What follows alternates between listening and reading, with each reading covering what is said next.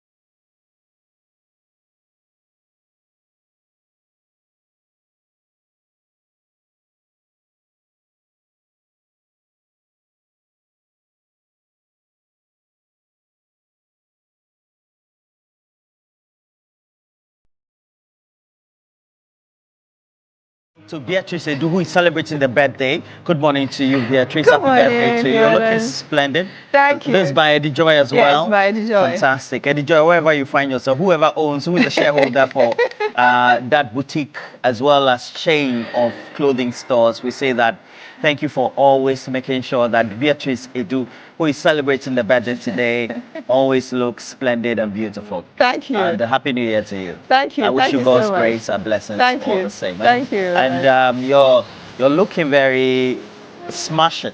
And Thank you. Yeah, I can see that you're blushing as well. You have also the blush there, so of putting your makeup. So please, today is Beatrice Edu's birthday, and she's been a fantastic addition to the team so far. And you can see that, well, when you have the skills, the knowledge, and the intelligence and the talent, you always bring it to bear. And congratulations. Thank you. Thank you very much. I wish you all the best for the year. Thank you. I'm very grateful. Yeah, Thank you're you. a fantastic person. And then also, we have our own Judith, our Tritando Brown, who is also celebrating their birthday as well. And so wherever you are, Judith, our Tritando Brown, happy birthday to you. And also Dorcas at makeup. Yeah. The three of us. Yes. Dorcas at makeup too. And then a sweet lady of mine, auntie of mine, that also is celebrating the birthday today. And I have to insist that this one, I have to say it from everybody else, including Esther, as well as Debbie, the rest of the family as well. Joy, Enyona Madai, you live in Burma Camp right here in Accra. From Anne, Esther, Debbie, and everybody else, happy birthday to you, Auntie Joy. Wishing you all the best for the day, and then good health, all right? At some point when you reach a certain age, you pray for good health. Yes. Is that not it? Yes. We have cash out. It's a Wednesday.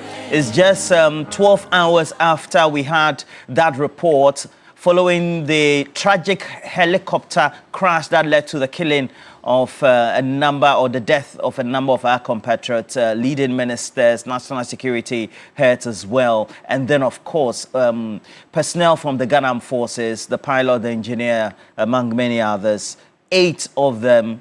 And that report has been out. Many have been making commentary, but we're told that it's just by normal technical natural causes, so to speak. So we'll be putting that up for discussion. We also know that tomorrow, the Finance Minister, Dr. Kisiel Atufos, and you discussed that on agenda yesterday, I was monitoring. Yes. And I have to insist that you did justice to the subject as Quite well. heated last night. Quite heated. And so we'll be discussing just a day to the budget, what our own analysis should be, how we have to look at the budgetary year. In essence, Beatrice, the year is always starting from October, November, as we did the cycle. Yes. But because of the transition, Kisiel Atufos had to present his own budget following that interim one that was presented by Amin and Anta Adam as well. Yes. And we have to say that he's done a great job so far on the fiscal side, and then the monetary side as well. The governor of the Bank of Ghana, Dr. Isiama, also doing fantastic. I mean, it seems he was just waiting for the opportunity to be given to him to really implement what he thought he could do. So I'm looking forward really to what he will be telling us tomorrow and how that reflects on the ground and eventually will reflect in the lives of many Ghanaians. Well, certainly. So please make sure you stick and talking about the budget, you need a lot of money in your pockets so that you can't keep up with your expenditure. And so we have cash out. It goes with the shortcode *439#. Please, when you dial *439#, you're going to get a prompt. It's going to give you the options up to about 8. 8 is the MG jackpot, which we always tend to convene or draw on Fridays. But for the weekdays, please choose 2, which is TV3. Okay, so *439#, choose option 2. And because it is Beatrice Edu's birthday, we're going to give a special one as well. And so we're going to give 10,000 Ghana cedis to you lucky winners as always. Please make sure you increase the number of tickets and become lucky. And let me say good morning to you, Chairman Godwin Tamaklo, Edmond Combat of the Tema Oil Refinery, great guy, Alaji Jibril of National Security, Chairman Prosper as well. All of you tend to watch us, we're grateful. Dr. Tenge of the Ghana Military Academy and everybody else. We're grateful that you've joined us. But promises to be a great day, Yes, certainly. yes, yes. It certainly will. So for this morning discussion, that's the question of the day. We'll be asking, what do you make of the report of the helicopter crash, so to speak? And more critically, you know, looking at the lives that were lost, perhaps what we can do to be more robust in our routine technically to avert any future incidences so far in relation to such a subject matter. And really, what the reason which caused their death really is we're dealing with that, which is illegal mining menace. Because, I mean, I've heard a lot of people say that it looks like they died in vain, but I hope they didn't die in vain, and that whatever mechanisms or things we're putting in place really would yield the results so we're able to deal with this problem. Yes. Well, so this morning's segment is up next. And the question is, what do you make of the reports of the helicopter crash in itself? And in your own perspective, your own literature review and experiences, what could we do to be averting future incidences of a sort? Next.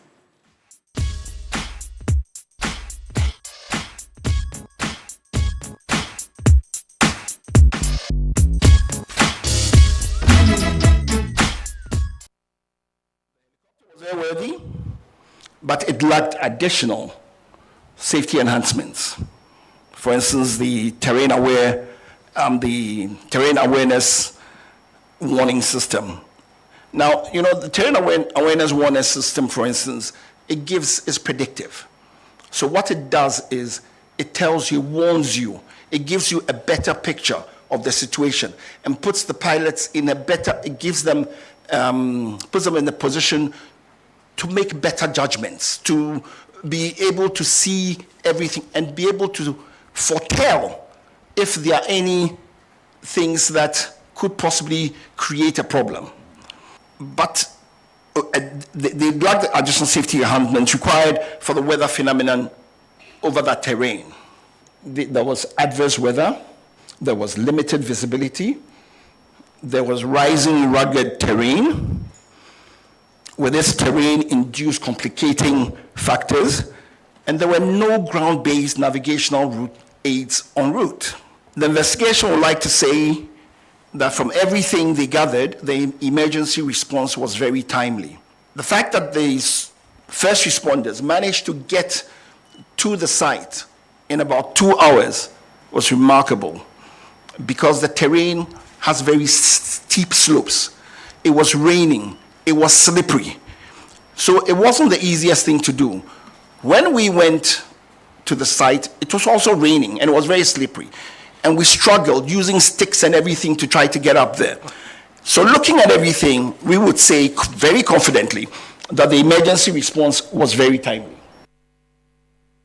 And you just watched a bit of that message or report, really, given to us by the official there at the presidency yesterday. So the numbers will shortly be displayed on your screen. Just call us, tell us what you think about it, and really what we need to do to avert such a disaster, and whether or not what we're doing currently are dealing with the root cause of this accident, which is the illegal mining menace. They were going there to try to, as it were, put something out so that would help deal with the problem. So calling and let us know what you think. And yes, okay, we actually have a first caller on the line. Good morning to you, sir. Thank you so much for joining us. Your name, where you're calling us from, and what you think of the reports that was giving us yesterday. Morning. Good morning. Yeah, my name is Isa calling from Bole. Yes, sir, Isa. Yes, my name is Isa calling from Bole. Yes, sir. I think yesterday was another sad day for Ghanaians. For our 8 gallant men. I think what we need to learn in this country is that we have maintenance problems. Look at our private jet. What has happened to it? You mean the presidential jet? At least every month or every 3 months, you should send it to a service. We will not do that. But we Muslims believe that Comrade Murtala and then Alhaji Muniru today, they are in Jannah Prophet House. My sister, this mining, I think that was last year. We were at PDRC in this Galamsey forum. When it got to my turn to speak, I told them that this minute, I think the government officials are collaborating with our Chinese compatriots doing these illegality things. I told them that Ibrahim Mahama is a rich man, despite he's a rich man. I don't think they can dare do this in China. So why Ghana? Today, if our politicians said enough is enough, we will not do illegal mining, I think it will stop. But the big men are behind this. But the small fishes, my sister, I think they are hungry. They need a daily bread. You understand? So it's about time they should regulate the mining. And we have the expertise. Those who have the expertise will not get that opportunity. I mean, to tell them what to do. Those people don't have voice. Just ordinary people, street people. I mean, you get it. Life is not about PhD. Life is not about masters, you know. But that is what they are looking. Oh, this is a professor, this is an engineer. But the engineer cannot do anything. Thank you. Thank you. You get. Yes, yes. Thank you so much, Issa, for calling us from Bole and for sharing those views with us. I think we have another caller joining us on the line. Good morning to you. Tell us your name, where you're calling us from, and what you think of what's on the table today. Hello, my name is John Andrew calling from Upper East. Hi, Andrew. How old are you? I'm 13 years old. You're what? 13. 13. Yes. Oh, wow. It's great to have you this morning. Tell us, what do you think of what we're discussing today? It's really pity. I feel pity for the 8 gallant heroes that died. But for the report, I think the government is taking too much time for the report. If they can speeding up the reports, I think it will help Ghanaians and also help their families too. That's what I have to share today. My darling, the report was released yesterday. It was streamed on TV3 and on our socials. So please, make time to go and watch. And then perhaps you can call in and tell us what you think about what they gave us yesterday. What do you think? It looks like we've lost him. Okay, thank you. I will go and check on it. So there was weather issue. What's your name again? John Andrew. John Andrew. Yes. Okay. So which school do you attend? Four Rivers International School. Oh, okay. And so that will be in where exactly?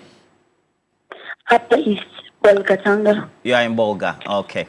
We wish you all the best. Bye. Today, tell your classmates that you got through our lines today, okay? Who are some of your favorite classmates, friends? Hi, John. Okay, looks like we've lost him, but yes, that's... Yeah. I mean, 13 years. It's good that your programming tends to cut across generations and people tend to watch and even before they go to school, they know they are watching to get educated. Yes. It's not just for anything else, but to have education. So keep watching. We're going to be delving into the report, so you get a lot more information. John Andrew. Yes, and a lot of analysis on really what happened yesterday. We're going to break it down for you during the big issue conversation. So you want to keep watching so that you'll get more. And then you can go back to the original video as well when the report was given. Thank you so much for calling in. We have another caller joining us. Good morning to you. Please tell us your name, where you're calling us from. Please, the beautiful one. This is Megina. Megina from Sunyani. Yes, from Sunyani. Good morning. Your eyelashes, the acts very nice. Today is her birthday, so the makeup artist is very professional. Thank you. Today is her birthday as well. The person has been able to give you a very nice contouring. Oh, wow. Whatever. He actually knows about contouring. That's very nice. Yes. Your lips also match. Aish. Okay, please, thank you. Megina, you are warned. No, I'm just giving you my professional. Yes, I know. Yeah. Okay. So the day I will come to the studio, I will just do magic. All right. Thank you very much. The makeup artist is very professional. Looking at yes. Thank you to the makeup team, Miss Nancy. Megina can work. Megina, go on the substantive issue. Doctors and Thelma. Yes. Thank you to all of them. Please, what have you got to tell us? Okay, so I'm giving you a promotion. So go to, I have a shop there in Accra where we do makeup, Hair Planet, Asabochi School Junction. Okay. Okay. Thank you. You see what? I want to let the Ghanaians understand that it's not anything that we are saying that there must be a report to show to us, but for a reference sake, for future reference. You see, even Bible says a country that does not know its past will get lost in the way. So the knowing that the record that you have, the history. So we will use this in the future to reference. So if our military men pick next time and we don't do this as a means to measure or to evaluate things, I think it will go against we as a nation. It's also a lesson to the government. Once they invest into purchasing of this equipment, they should look at the steps in the very much that will help ease our men to be able to carry our and to various attacks that we are asking you to do. But you see, when you listen to the report that was being read to us, there was something that I find it difficult to understand. That you know very well that things that to be in plane or helicopter to help them to monitor certain things was not there. So we always like the person is professional, meaning so we are not always putting the safety.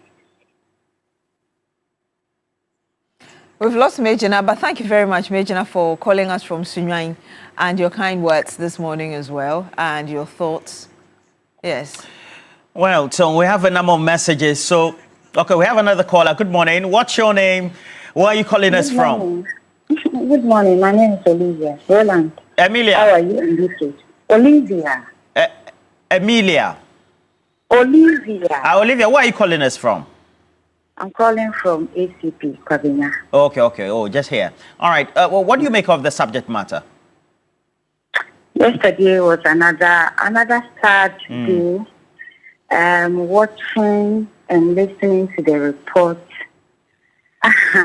It was really sad. But what I want to say is we plead on the authorities. We plead that they should just do the necessary thing. They should, if something is spoiled, if there is anything they have to fix, Ghana, that has been our problem. That has been our problem. Maintenance issue has been our headache.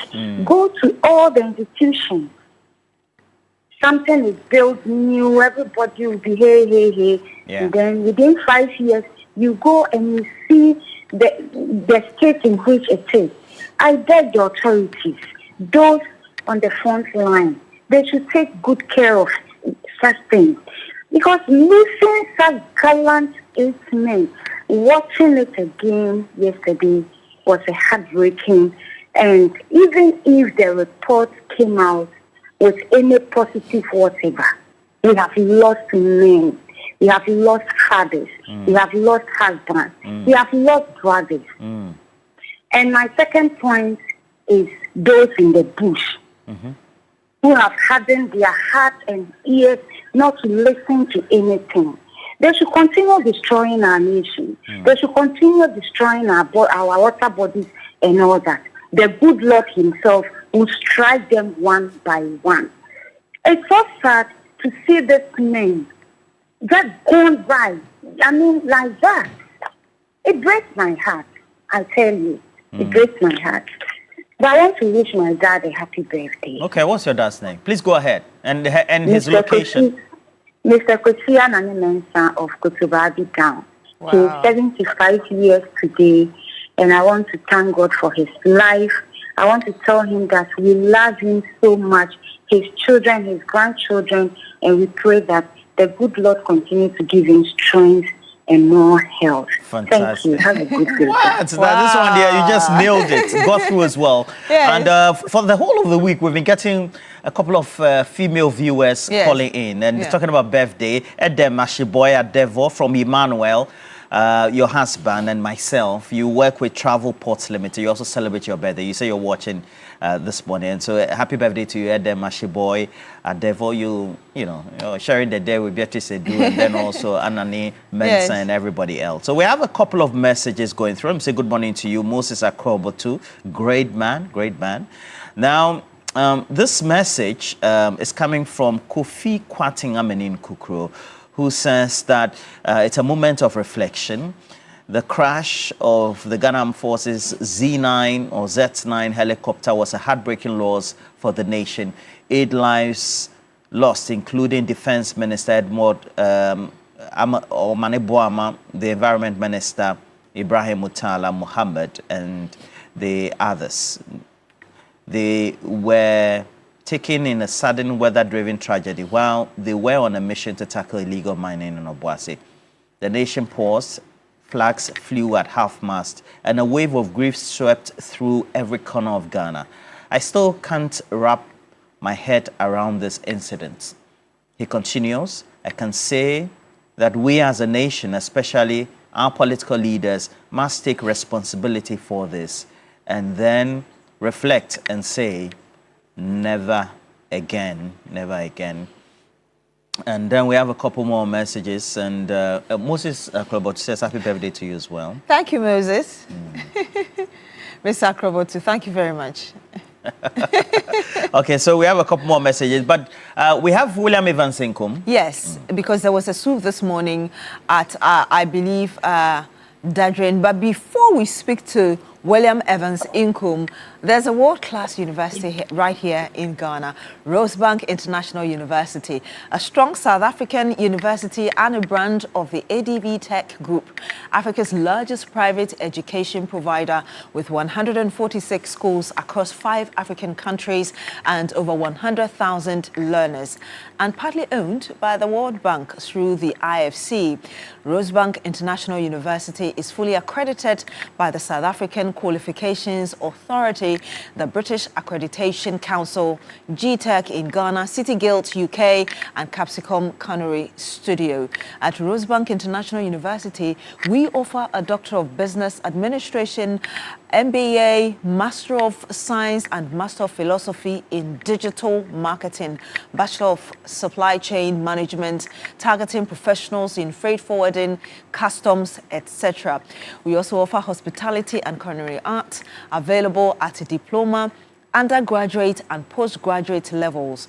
ICT has BSc Information Technology and Business Systems and IT Computer Application Development, all carefully designed to equip you with the skills and qualifications needed for a successful global career.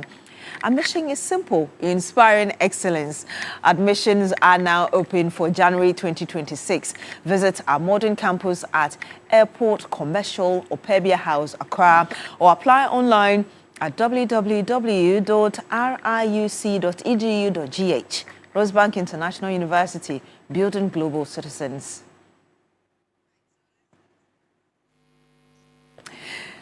Let's go to William Evans Inkum now, because a joint police military team has raided Dadrin to arrest suspect who attacked the EPA task force and some journalists. The operation, which was conducted this dawn, was to sweep the town, screen and bring perpetrators of the November 6th attack to book as promised by the president. I did tell you that William Evans Inkom is our man, and he was with the team this dawn. He joins us live via video call. William, tell us more about this exercise this morning. Well, so remember, Beatrice, when the president was speaking at the 29th awards of the Ghana Journalists Association, he emphasized that those thugs who, almost mobbed or chased out the EPA task force, of course, also has some journalists, which led to an accident resulting in injuries, life-threatening injuries of some of these journalists who will not go scot-free. So this morning, in fact, it was yesterday that I had a message from the police to join a team of police and military officers, but we were not told where this operation was going to be conducted. So at 2 a.m., we left. And by the routes, I realized that maybe we'd probably be headed towards Dagin. Lo and behold, Dagin was the destination. And I can tell you that this was a full-scale swoop. Many men picked, about 120 behind me. A suspect have been picked, and they have been assembled here at the police training school here in Patase. Now, what they are going to do is that they are going to screen, and those that are suspected to have been involved in that attack will also be made to pay the full rigors of the law. So a number of them have been arrested here, and they are suspects. It is not only Dagin that the police military swooped this morning at dawn, but they've also conducted similar swoop at Freedom. You remember the Freedom story where some military men were attacked by some thugs suspected to be engaged in illegal mining. So there's also a swoop there. We are currently waiting for the Freedom team to arrive. Okay, so they just arrived. So this is the Freedom suspects being lined up. And again, it was also conducted by the police and the military. Hundreds of them, hundreds of police. But this particular exercise was also led by the Director General Technical at the Ghana Police Service, COP Dr. Gariba, or Saibid Gariba, and of course, Director General Legal, COP Jamna. So they were the men who led this particular operation from national. But for the region, we are talking about a combination of the Ashanti Regional Police Command, of course, that of the Ashanti South Police Command, because second actually falls under the Ashanti South Police Command. The reason why we had the team commanders also leading as far as the probe was concerned. So they are here. The suspect from Freedom. Let me just tilt the camera so we can have a better view as they have arrived and they are being lined up. These are suspects. So, professionally, we cannot take a close-up of their faces because they are suspect. They are not going to be screened. And then the real targets will be segregated. That is where they will be made to pay the full result of the law. So, Beatrice, Roland, that is the development this morning from the Ashanti region. It's ongoing. Indeed. William, if you could break it a bit more down for us. A number of times when there are swoops like that, you find a double-edged sword kind of scenario where the people are resisting, or sometimes there's some sort of extra force used by the men, or as in the officials involved. How was it like this done, even up until now? It was very obvious. Some resisted attack, and in midday, I'm sure the full story will show, so viewers will have a better understanding of how the whole thing panned out. As far as Dagin was concerned, a lot of people, even when we were still not comfortable about how the swoop was conducted. Many were also asking why they have been arrested, done nothing, and all of that. At a point in time, that principle, that convention that you remain silent, and when you are caught, was just thrown to the dogs. It was totally jettisoned, and due to anger and anxiety. I mean, we also had families who were also asking questions, trying to resist, trying to step in the way of the military and the police, just to ensure that their relatives are not also ushered into the waiting vehicle. Of course, we also had some interesting scenes where, I mean, at dawn, some of these guys were also having nice time with their girlfriends. One of the rooms that we found into, it was obvious, but those are meant for the off-camera. So these are some of the interesting things that we had, but the police will not tell them anything until halfway to Kumasi, when they began to realize that it has everything to do with the November Sea attack. And before you take leave of us, though, you talk about Dadring and then you talked about Hwediem as well. How does it look like in terms of the operations and the follow-up for the rest of the day? Well, so it's going to be a talk of town, and I'm sure the media space will be buzzing with this particular development. But the big question is, to what end? Maybe after, maybe into twilight, we should have seen a clear way as to whether they've been able to fix the targets and what is going to be done to them. Because illegal mining is still a major concern. I mean, it's still growing as far as the Ashanti region, despite the fact that they are seeing huge efforts by the current administration to halt it. It is still ongoing. It's something that you also cannot gloss over.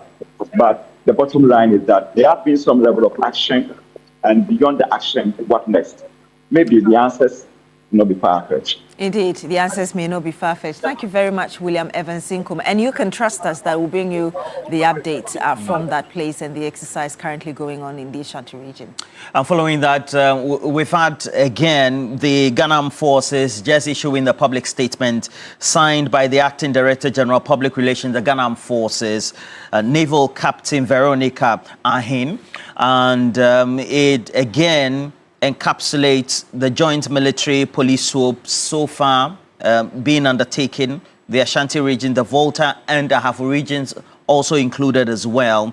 And it says the armed forces and the police are conducting these simultaneously and all targeted joint based on intelligence. And so you find that in the Ashanti region, again, the Dadrin area, the Auna area, as well as a number of the areas in the Volta region, like He, and in the Volta region, Hwediem, Kenyase, Goso, and Mahani, all of them included as well. The statement does indicate that the operation started at dawn, and again confirmed by our man, William Evans Sinkum, and then, of course, all these following the recent attacks on the NIMOS, that's the National Anti-Illegal Mining Operations Secretary, the NIMOS team, and subsequently also the one experience with the Environmental Protection Agency team, including some journalists chased away, subsequently resulting in an accident being recorded.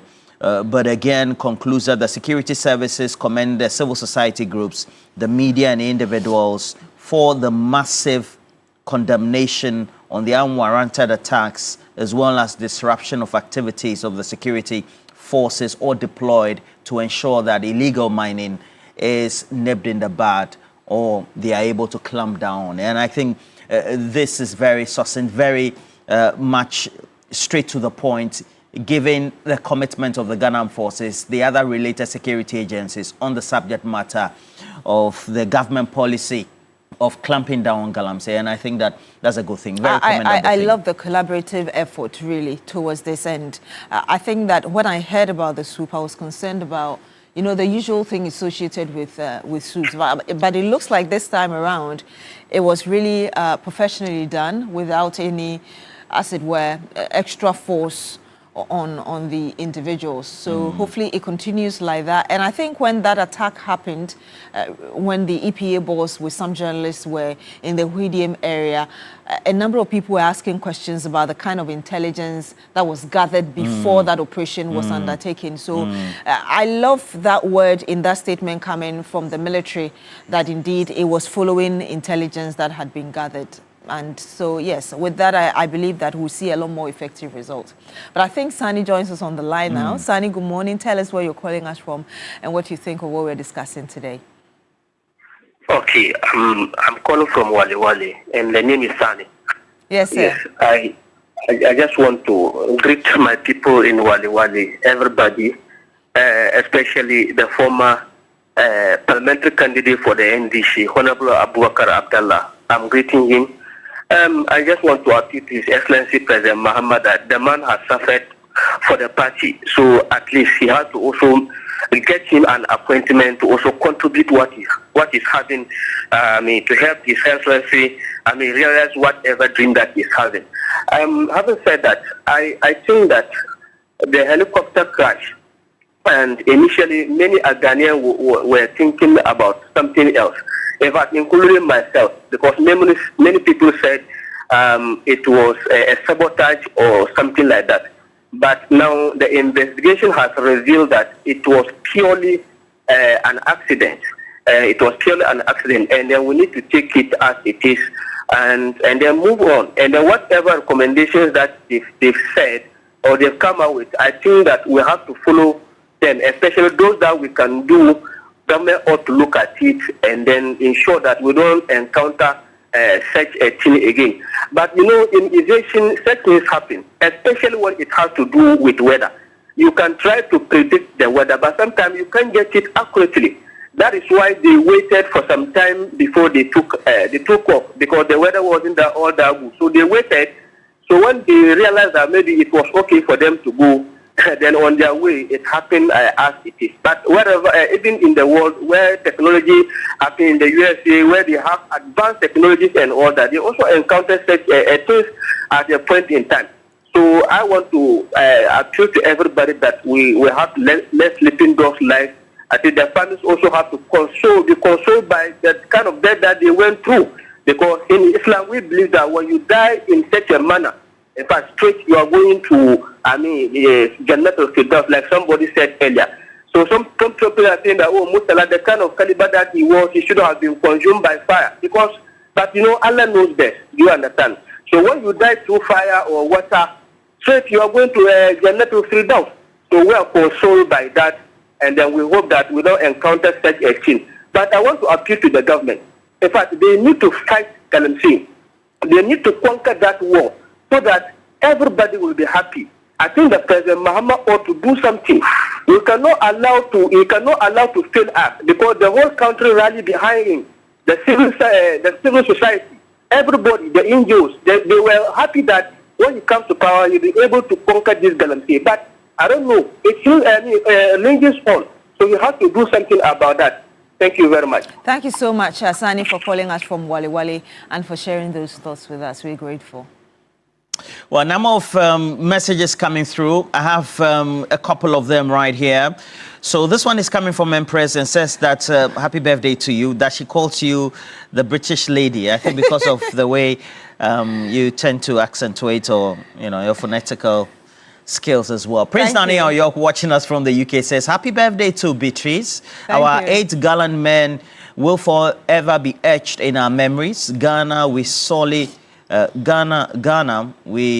lack a maintenance culture, and it permeates every government-owned entity from Metro Mass and Ayalolo buses to STC.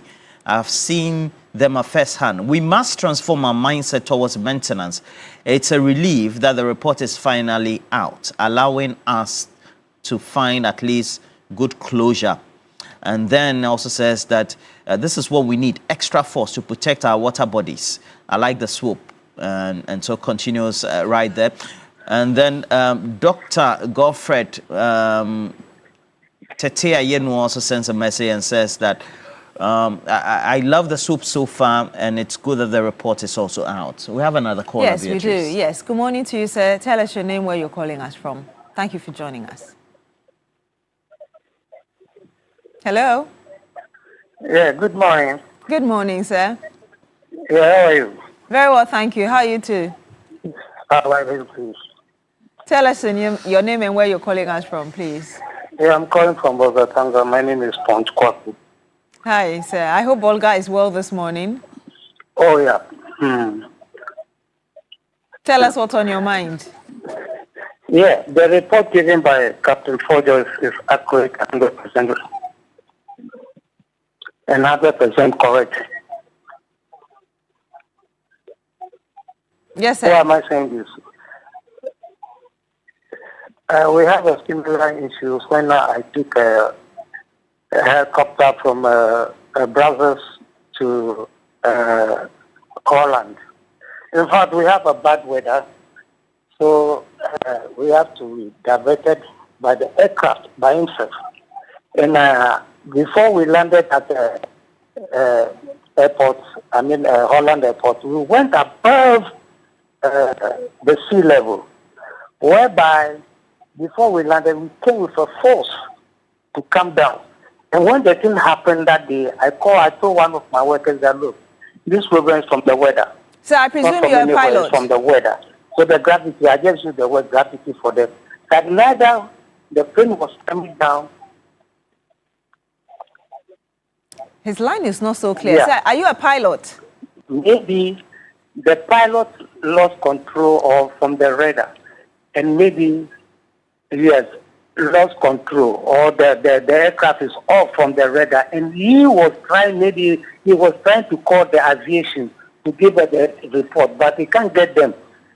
If he get the aviation reporters, they may directed the pilot to go and land somewhere in Kumasi or somewhere. But they don't have something called saver, that the weather can direct the aircraft to go and land somewhere. So the plane doesn't have it. Simple. And I told them, they say, how do I know? Then I told them they should come to the house, show them something. And I showed them my certificate, load balancing. I told them I did load balancing in Ghana. So I know a little bit about that. So the report is accurate, 100%. It's wonderful. Thank you. Thank you. Thank you very much, sir, for calling us. Seem to have some knowledge about all that's happening. Yes. Rafiq Salam says that happy birthday. Says that he was just monitoring channels and then happened to have chance upon the channel and you're being celebrated.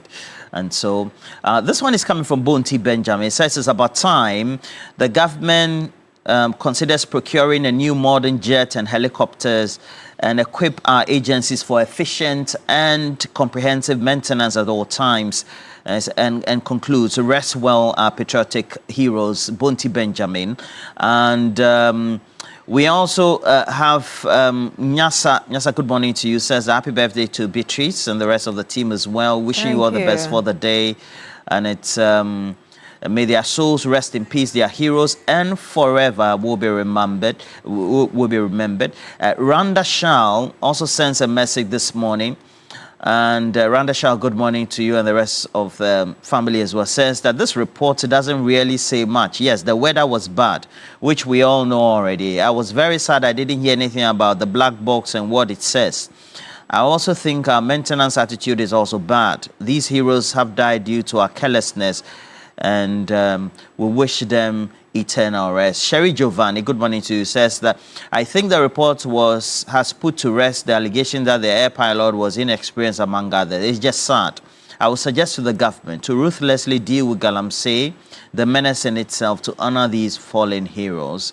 And says good morning to Dr. Akai Tete as well. And Mama Wu of the Asogli State says, happy birthday to you. Everybody seems to be congratulating you as well because it's your day. Logical. Dr. Kwame Boateng says that I have followed all the discussions since the accident or the air crash happened and all the allegations flying around. I love the conclusion so far, but I think that something is being withheld and it may be because of national security reasons. So we should all let sleeping dogs lie. Perhaps good lessons have been learned from this incident that could advise future leaders going forward on how to deal with such matters. And then Dr. Akofa Sagbefia also says, I have a question.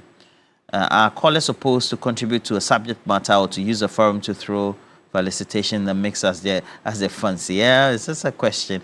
It's a question sometimes we all tend to grapple with, yeah. And we'll see how that goes. And this one is, okay. This one is coming from Echo. He's known on social media as Why Always Echo. Good morning to you. He says that today our callers have been superb. Maybe one day we should also empanel them for an edition of the show. Callers or viewers edition of the show. I think so too. Yeah. It will make a lot of sense. Yes. Thank you for the feedback as well. Yes, well, while we talk about that, remember that hunger can strike any time, but Royal King Cracker is always on standby when you need something enjoyable to munch on. Royal King Cracker brings the crunch and the buttery taste. It fits right into your day, morning, noon, or night. Royal King Cracker, choke your hunger and just grab one and enjoy. This advert is FDA approved. You're still here on New Day on TV3. When we come back, we'll bring you some more. So you want to stay with us.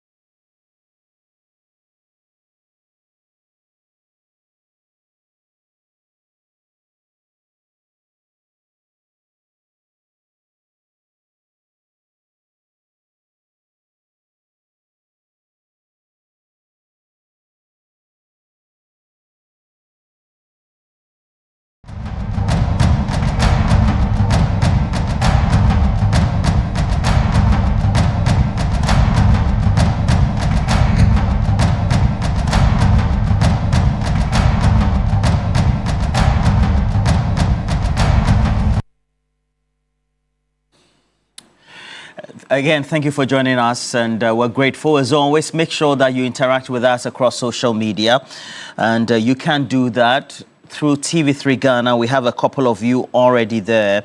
We're grateful that you find time to join us. Today we have two important matters to critically discuss, and of which will be the finance minister predictably will be in Parliament. We're told in Parliament tomorrow. That'll be from 2 p.m.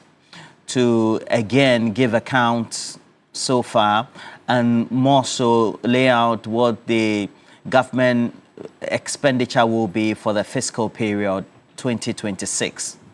And that also will be his second one since he got appointed. The first one was in March.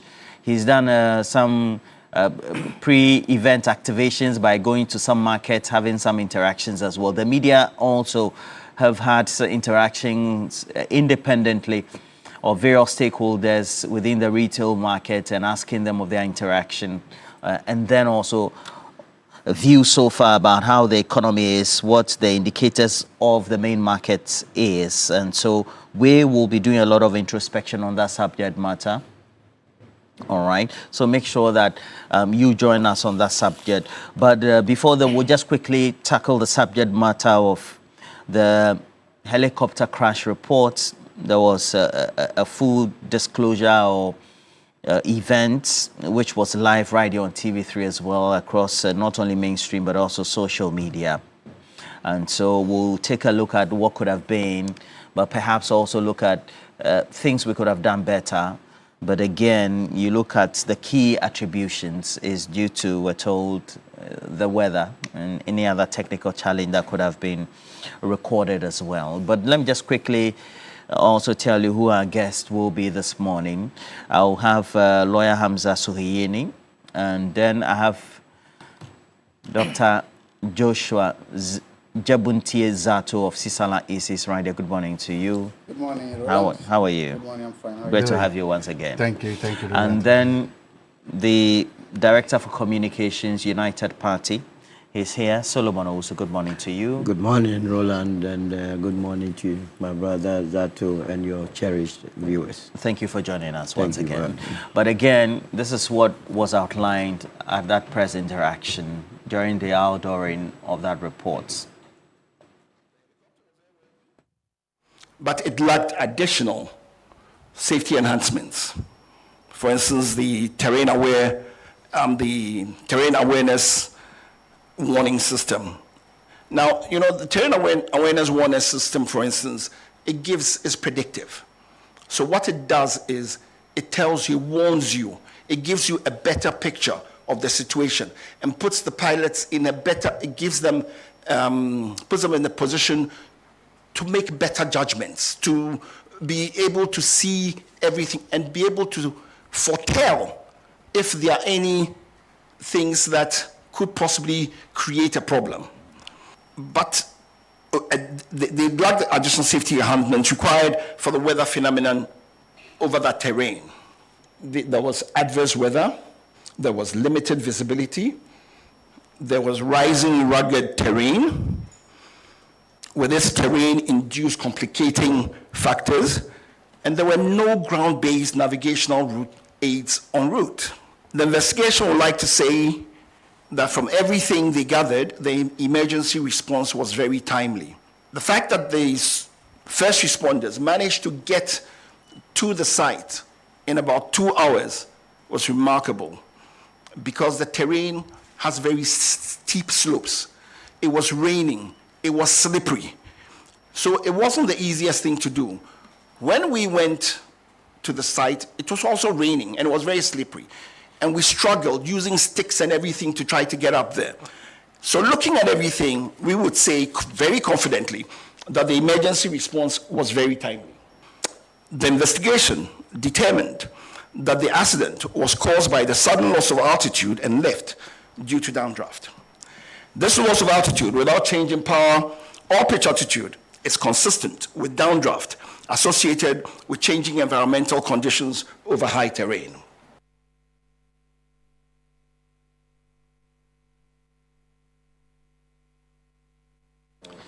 Well, as it is, again, we have to tell you that the full report is online, and so you can get access to it. And, well, we'll take you through some little detail, snipers, based on what has been teased out so far.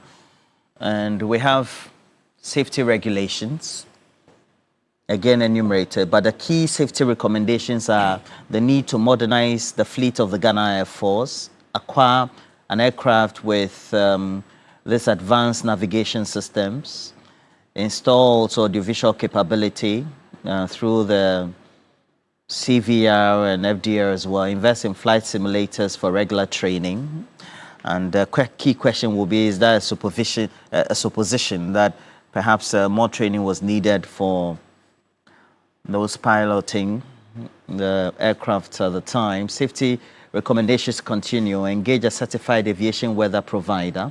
Establish en route navigational aids, and then also tracking system. Implement flight data monitoring. Get to provide adequate ground support equipment.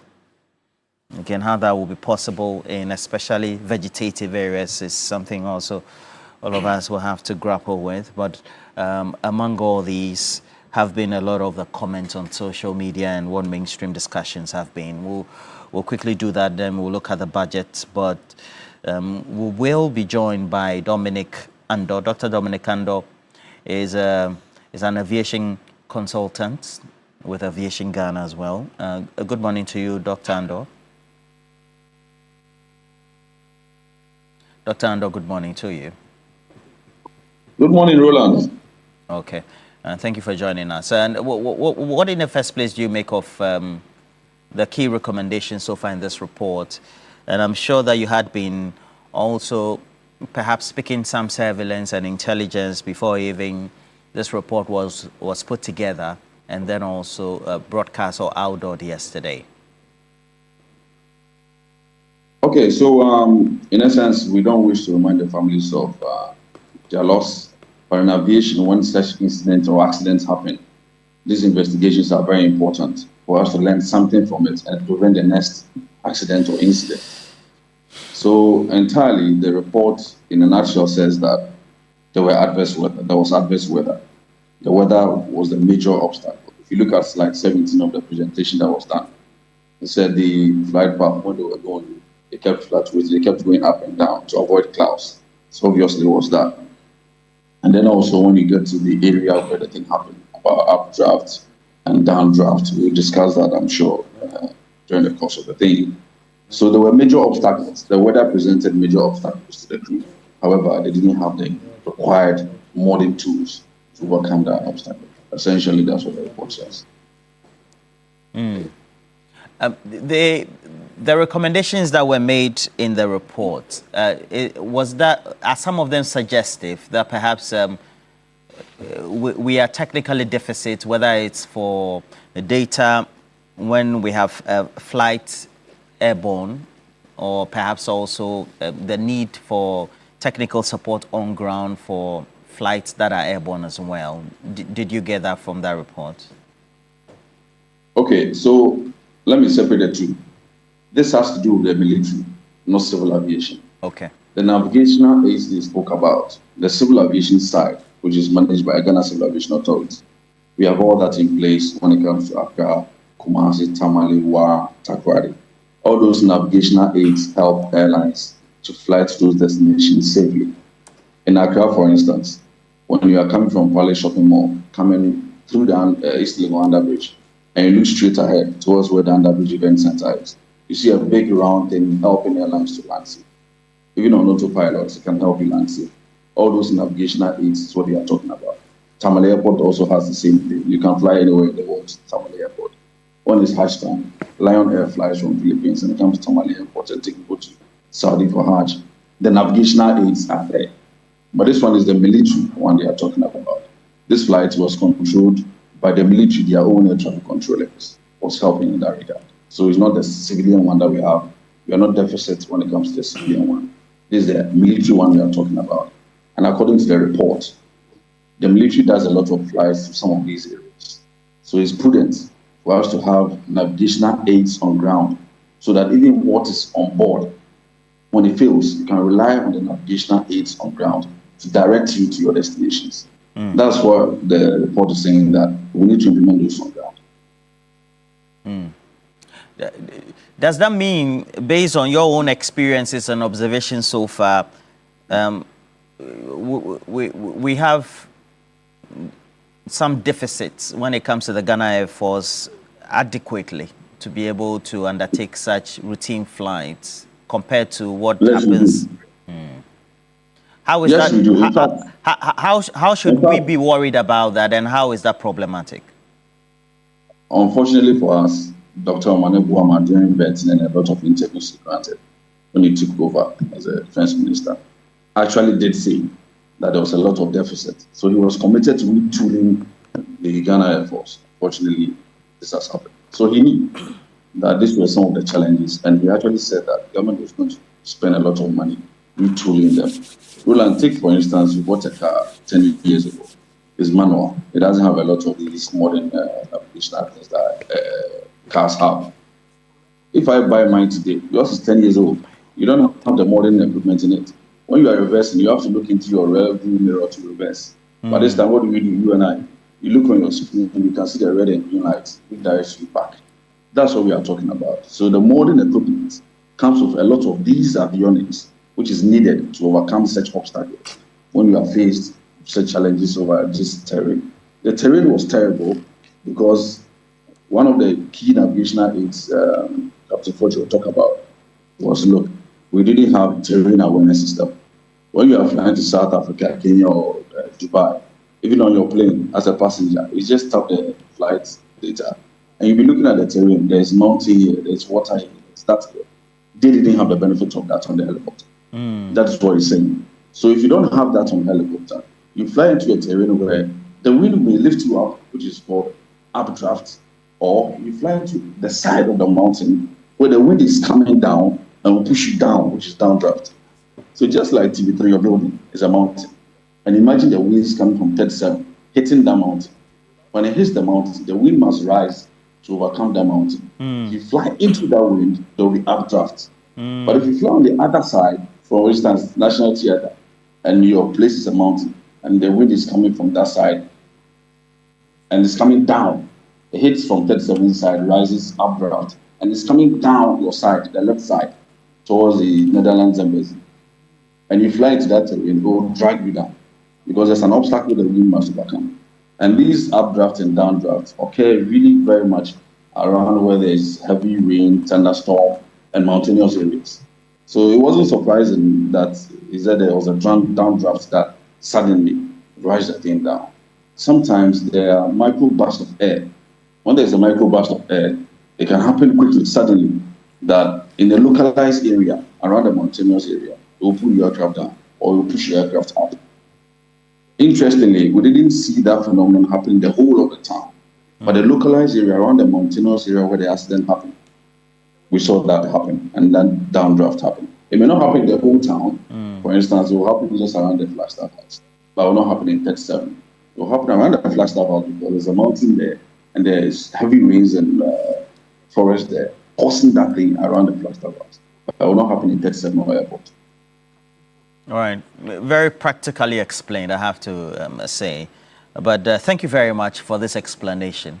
And again, advocating that retooling the Ghana Air Force as well as any other facility that tends to do this aerial navigation is very important. And that's Dr. Dominic Ando. He is with Aviation Ghana, an aviation consultant, and then practically trying to simulate or take us through such scenarios. And Lawyer Sohini, this is where we are currently. It looks like all of us have been in this, but again speaks to the subject matter of perhaps depoliticizing and emphasizing on why equipping key institutions of states, especially the Ghana Armed Forces, the Ghana Air Force, is very important. Is that not it? Absolutely, and good morning to you and my colleagues in the studio and our cherished viewers as well. And I must apologize for stepping in late today. I was dealing with another emergency situation, unfortunately, but thankfully I have that under control. But Roland, for many who were expecting the outcome of these investigations, I think that there are those who expected much more than this.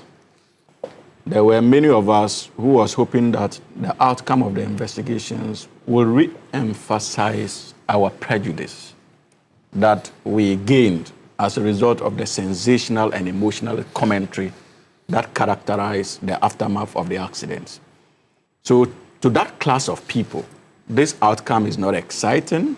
It has been massaged. It has been influenced so that to keep the realities away from the Ghanaian people. Because that is how they will continue to reinforce their prejudices as far as the unfortunate incident is concerned. And to those who are actually interested in finding out the possible causes in tandem with both domestic regulations and that of our international standards, this can be deemed as satisfactory. And I belong to that school of thought. Because we are dealing with a country that sometimes we are carried away by the drama, sensationalism, and the kind of misinformation we ourselves churn out.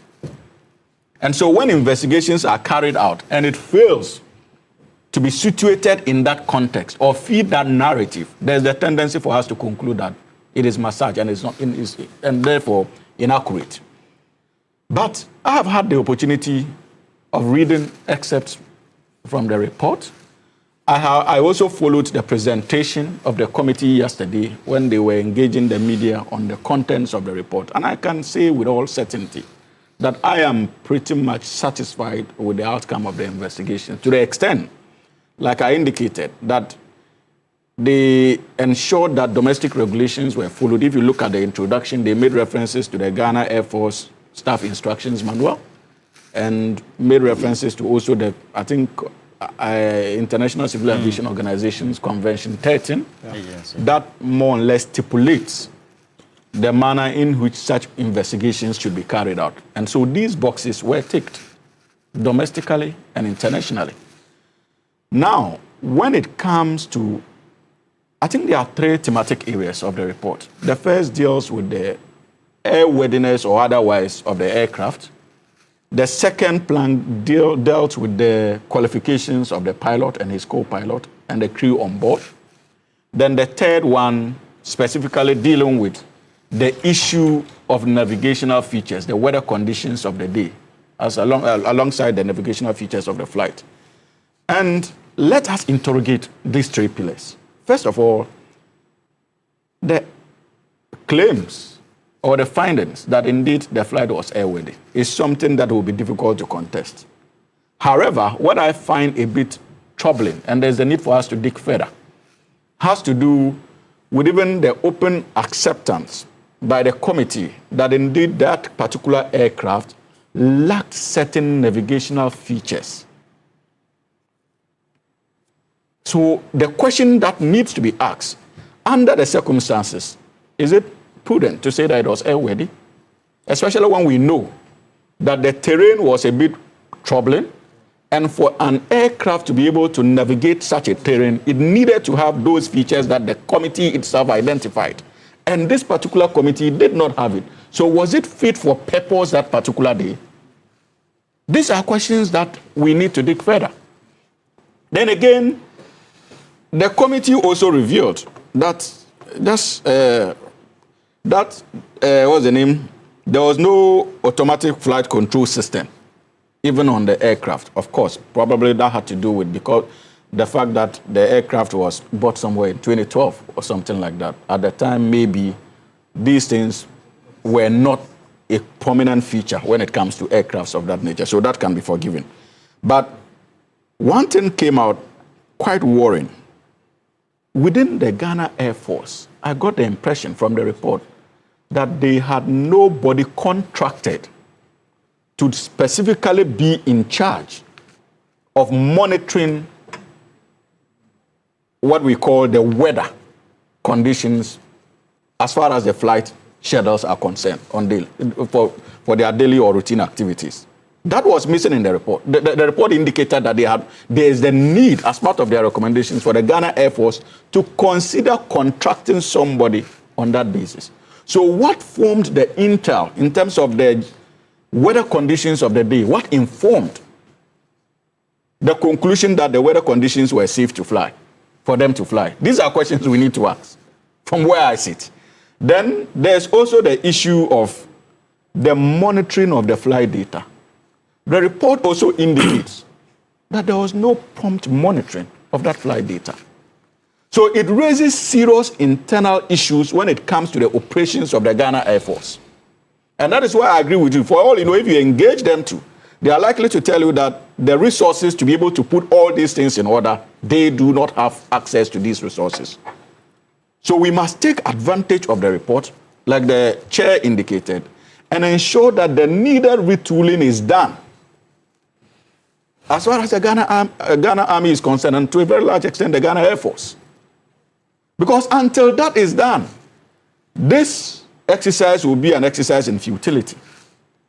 We cannot simply spend money to do these investigations, come out with these findings, and add it to the shelf.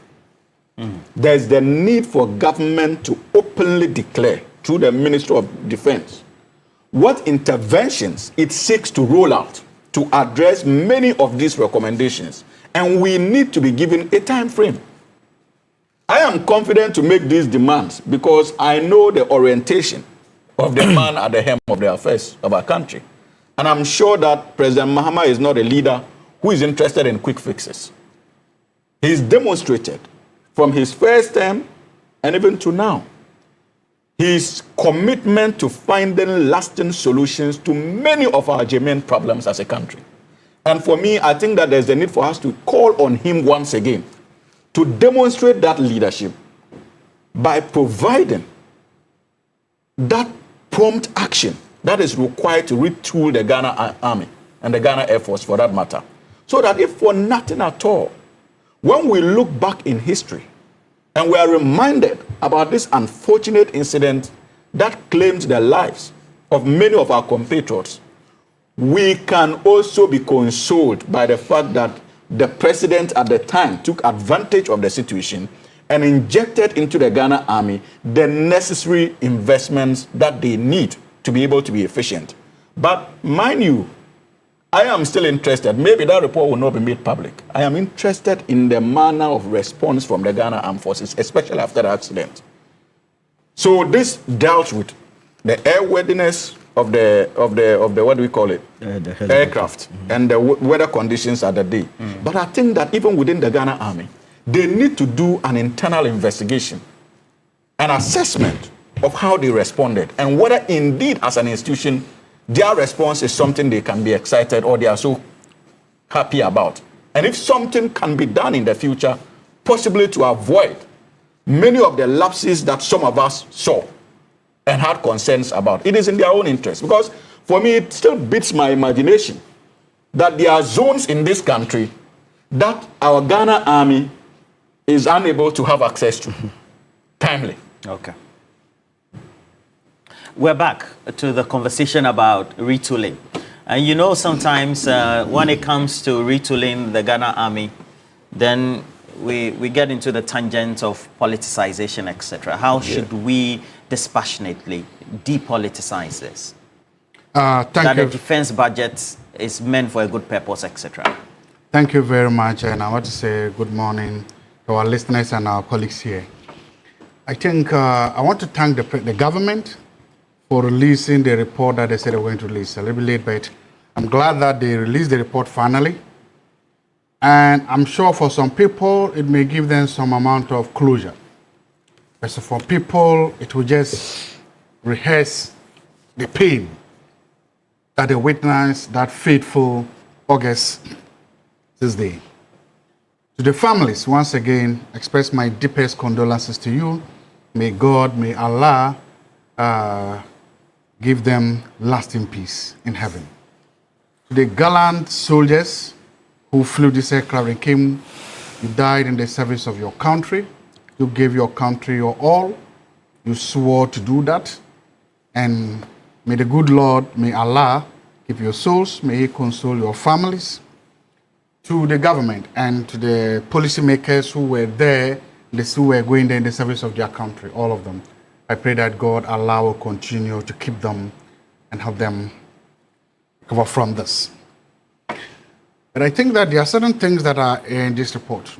I'm glad that the report did not point fingers as some people were expecting. Let's say did not scapegoat anybody. In fact, I'm glad that the report did not scapegoat the soldiers because so you alluded to something which is true. Everybody had a perception about what happened.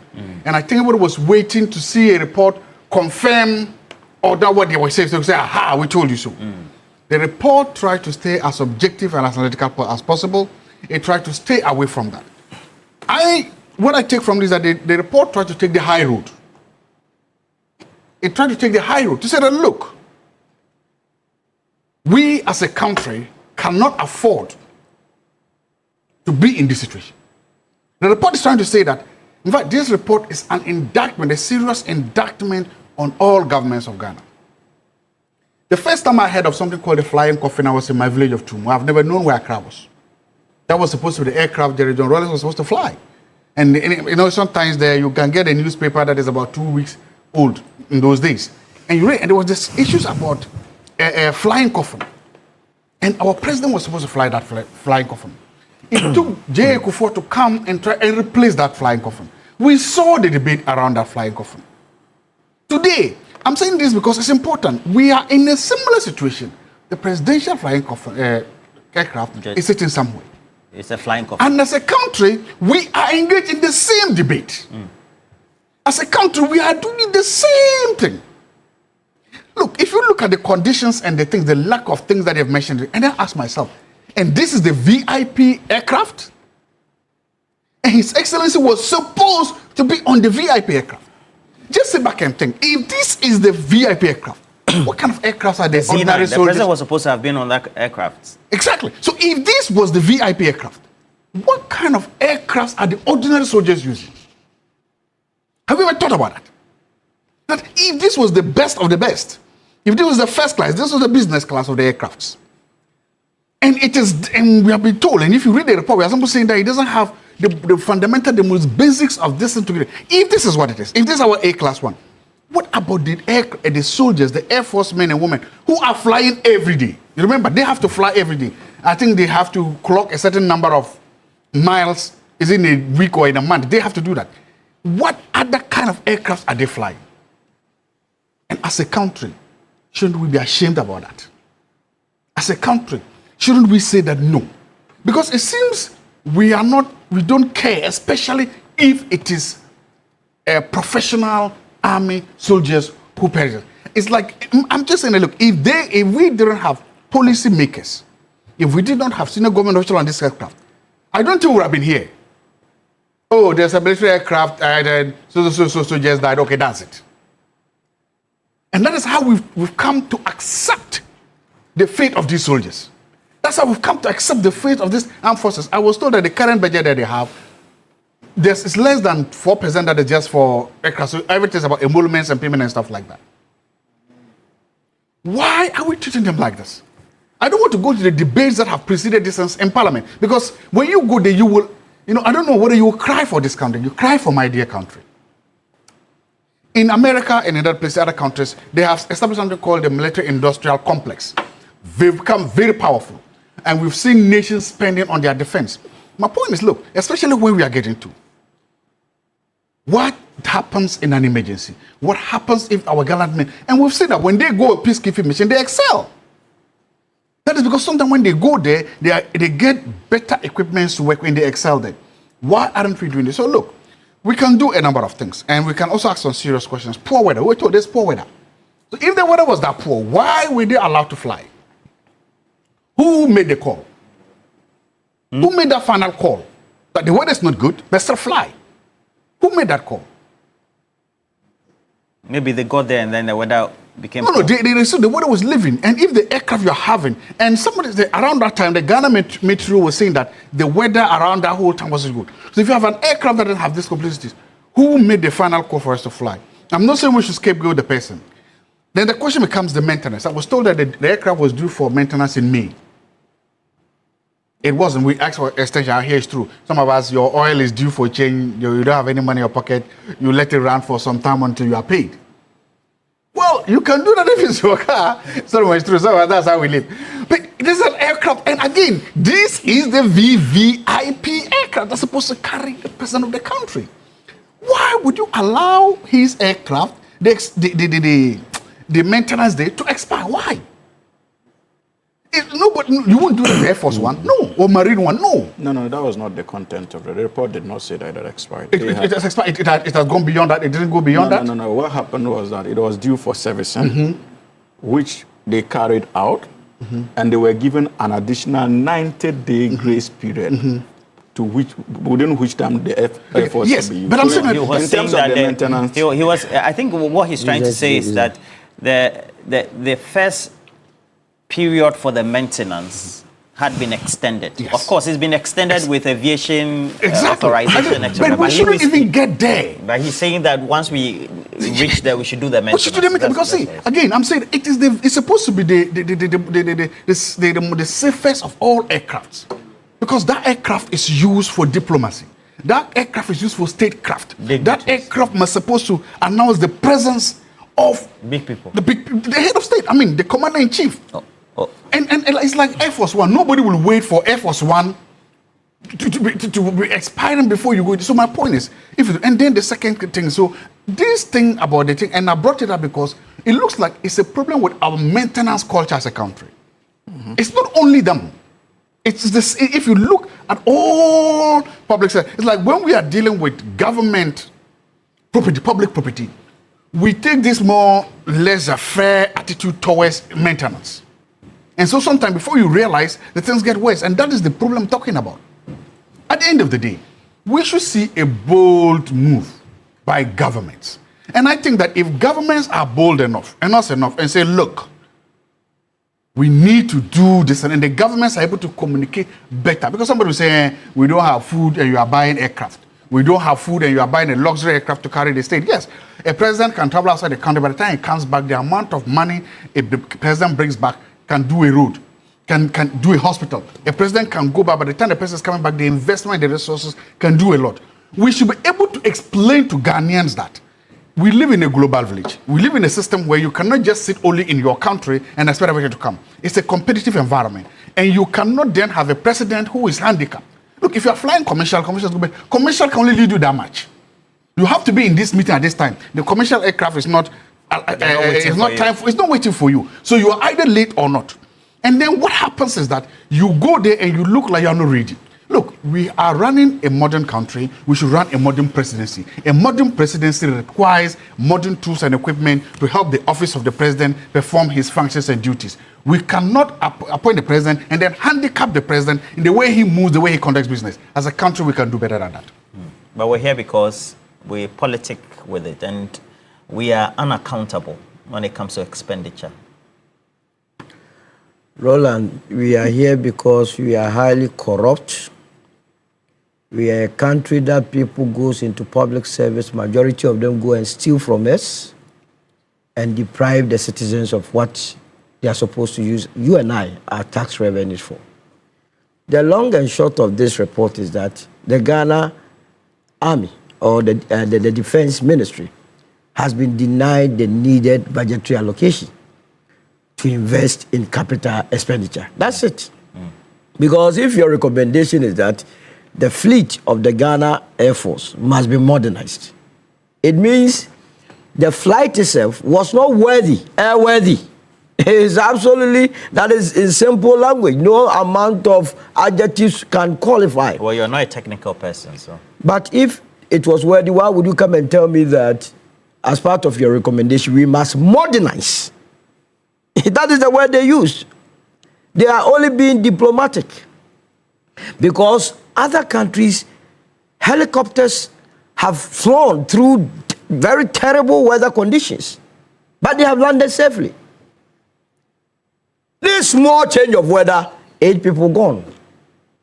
Small change of weather because of a terrible helicopter used by the country.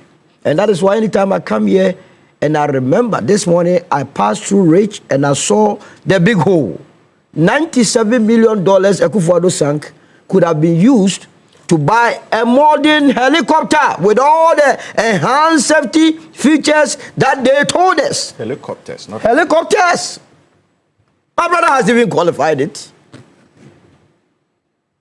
We killed innocent souls because money that could have been used to buy modern helicopters have been used to dig a hole. And that is what is confronting you and I. So we misapply funds. And then... We didn't be the store. We didn't misapply the funds. We steal.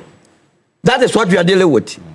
And that is why the families must be angry at any corrupt official in this country. That is why any Ghanaian anywhere listening to me must be angry at those that have stolen from us. $15 million choppable dollars that could have bought helicopters. Roland, listen to me carefully. $15 million. We did not get money. We have been given an excuse to the Ghana Armed Forces that we don't have money to go and buy modern helicopter or helicopters. But we found $15 million to go and cook all Africa games. Because of that, 8 solid Ghanaians, squadron leader Bafami Anala, qualified, gone just like that. Sergeant Watt, NS Adomensa, gone like that. Flying officer Seth Ochuman Pedu, gone like that. My own friend Mutala, gone like that. My friend Omanibuama, gone like that. A respectable person, Dr. Samuel, gone like that. Abuaji, gone like that. And we are this morning beautifying nonsense. So we shouldn't sugarcoat. What is it? A spade, a spade. A spade, a spade. You're calling it. They have the monies meant for the development of our institutions are in the pockets of the individuals in this country. They are in the pockets, and the nation continues to suffer. Now you see, a simple matter of weather. You understand? You beyond not giving them the modern helicopters. There are issues with also the report, as has been explained by my 2 brothers. And I agree with Zato as to who made the call for the flight to move. Because the report says that the original departure time was 8 o'clock a.m. It was delayed for 1 hour and 12 minutes. What's your point? The point is that they were not even sure of the weather. So who finally gave the green light that it has to move? Yes, we all know that these reports are not done to us it were pinpoint accusing fingers, but it is done to us better future or stop future occurrences. That is good. Yeah, let me say that the report has been released within record time, which is also good. It's 3 months, it's been 3 months. It's good for the country because I had a lot of Ghanaians living in the diaspora who started bastardizing the country that, you see, once again, nobody's working on it here and there. And if it was in the U.S., and I pointed to them that in the U.S., in the Kobe Bryant situation, how long did it take for the report to come out? The former basketball player. The former basketball player. With all their sophisticated system, it could not come out in record time. So we thank those that brought the report. But the report that they have brought is not different from our guesstimates here. Immediately, the incident happened. You remember, even at the point, he had to have an issue with the military command. Absolutely. It was, and I think I even you understand? Had a with him that went viral. You see, when we say people are experts, becoming an expert is continuous observation of a situation. That makes one an expert. You understand? Before expertise came, there were common sense available to the people of this country. Those that were at the scene realized that the weather condition was terrible. So it could have been one of these. But this report goes to negate the assumption that was made by my own friend Apalu that this incident took place because the gods were very angry. Remember what he said? That the gods of the land were angry at this government for not increasing cocoa prices. I did not see it in this direction. But an empirical statement. You can see it in an empirical report. We cannot end or conclude this discussion by going into why the people died in the first place. they were going to do what? Launch a community responsible anti-Galamsey efforts. The fight on Galamsey must be won. And I also want to use this opportunity to remind this administration and the president that one of the wishes of Dr. Mutala was to deal comprehensively with the land looting at the Center for Scientific and Industrial Research. Land looting, land grabbing, land sales. The CSR land salon. Look, they have not stopped it. I understand. My investigations are pointing that the very thing Mutala stood against, that he will not allow properties belonging to the CSR to be sold like biscuits, as we have here, not these ones. The people, because he is gone, they have come back to the drawing board. They want to sell. Mr. Acting Minister of Lands and Natural, Environment, Science and Technology, any attempt to give a go-ahead to these people to sell these lands will be met with the force of the country. CSR, your mission is to Center for Scientific and Industrial Research. What research are you doing? Is your research engaged in selling state lands, or you have to research to give us industrial solutions? The current director, please, do not go on the tangent of trying to push for the sale of these properties together with the council chair. It is very important because we see what is happening there. That you are happy. That businessman who wanted to bribe Mutala $500,000, by which reason Mutala refused. You are saying what? Thank you very much. Briefly, and so, please. So you are giving the warning? The president must even call for forensic audit at the CSR. Okay. It's very important. Which ones? The one along the... They are saying, look, go to cantonments. They have earmarked about 9 properties. They want to sell to this businessman. Why do they do that? This one is an agenda, but I can assure you that this government will not sit on the fence and allow properties belonging to the state. Now you are joining the call. To be dissipated. And I can assure you that not under. But you don't have position in government. You are assuring me based on what? It doesn't matter. No, but you don't have position in government. So what assurance are you? Matter, but I'm privileged to sit within certain corridors, and I can assure you that no, you have gotten under His Excellency President. I've not gotten a what position. You say will go on social under media? His Excellency President Mahama. What you say will go on social media? One day, if it happens, we'll take you on. Because they want to sell. We have to warn to be forewarned is to forearmed. Maybe not you, but they want to sell. Can I make a quick okay? We want to discuss the budget. Yes, we'll do. See, but my brother, first of all, I think that I agree with you when it comes to your views on the outcome of the report. It's been nuanced, and that must be commended. But Roland, one issue also came out strongly, and I think that there's the need for us to ask further questions, and that has to do with the qualifications of the pilots. Yes.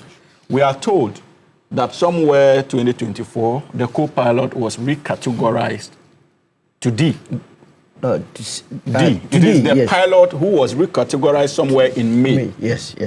To C. Yeah. The critical question we should be concerned about is not just the recategorization. That tells you experience.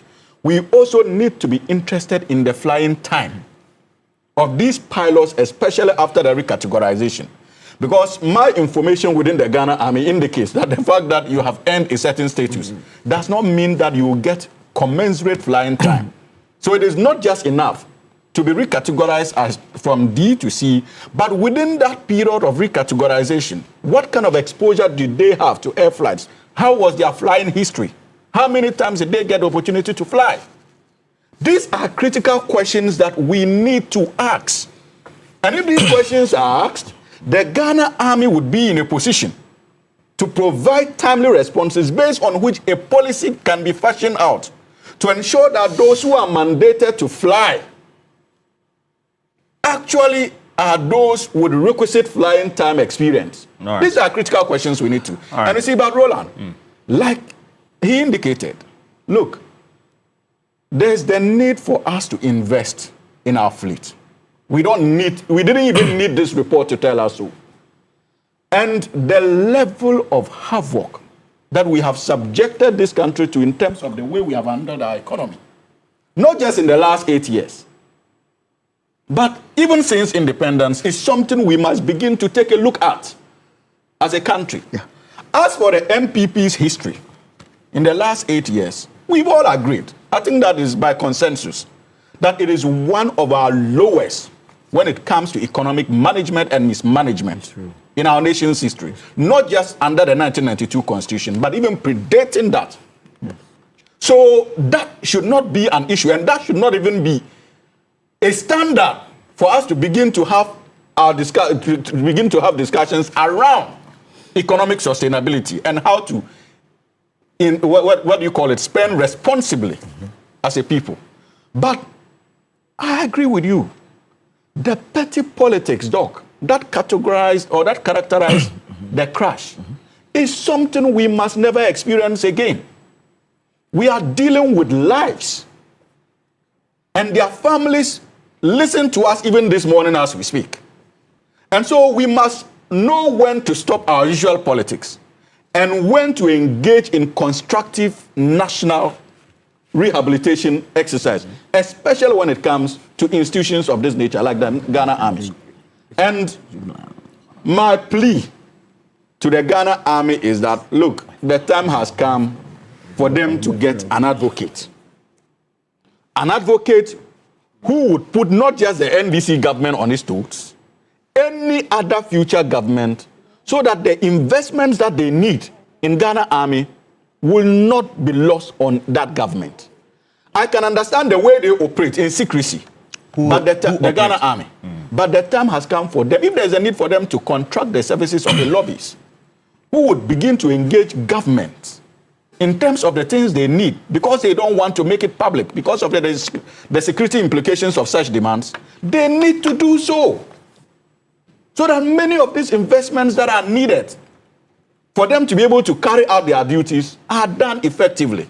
But like I indicated, I am still interested in its own internal report as to how they responded to the situation and the professionalism or lack of it that was displayed on the day. These are matters I am still interested in. And even if they are not going to make such a report public, it is in the interest of the Ghana Army for them to carry out that investigation in terms of how professional their response was and begin to make certain changes as far as their internal operations are concerned. All right.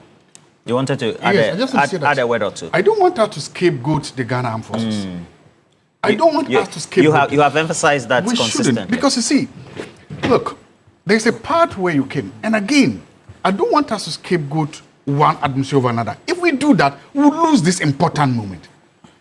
There's something that the Americans, they do after 9/11. It's called rally around the flag movement.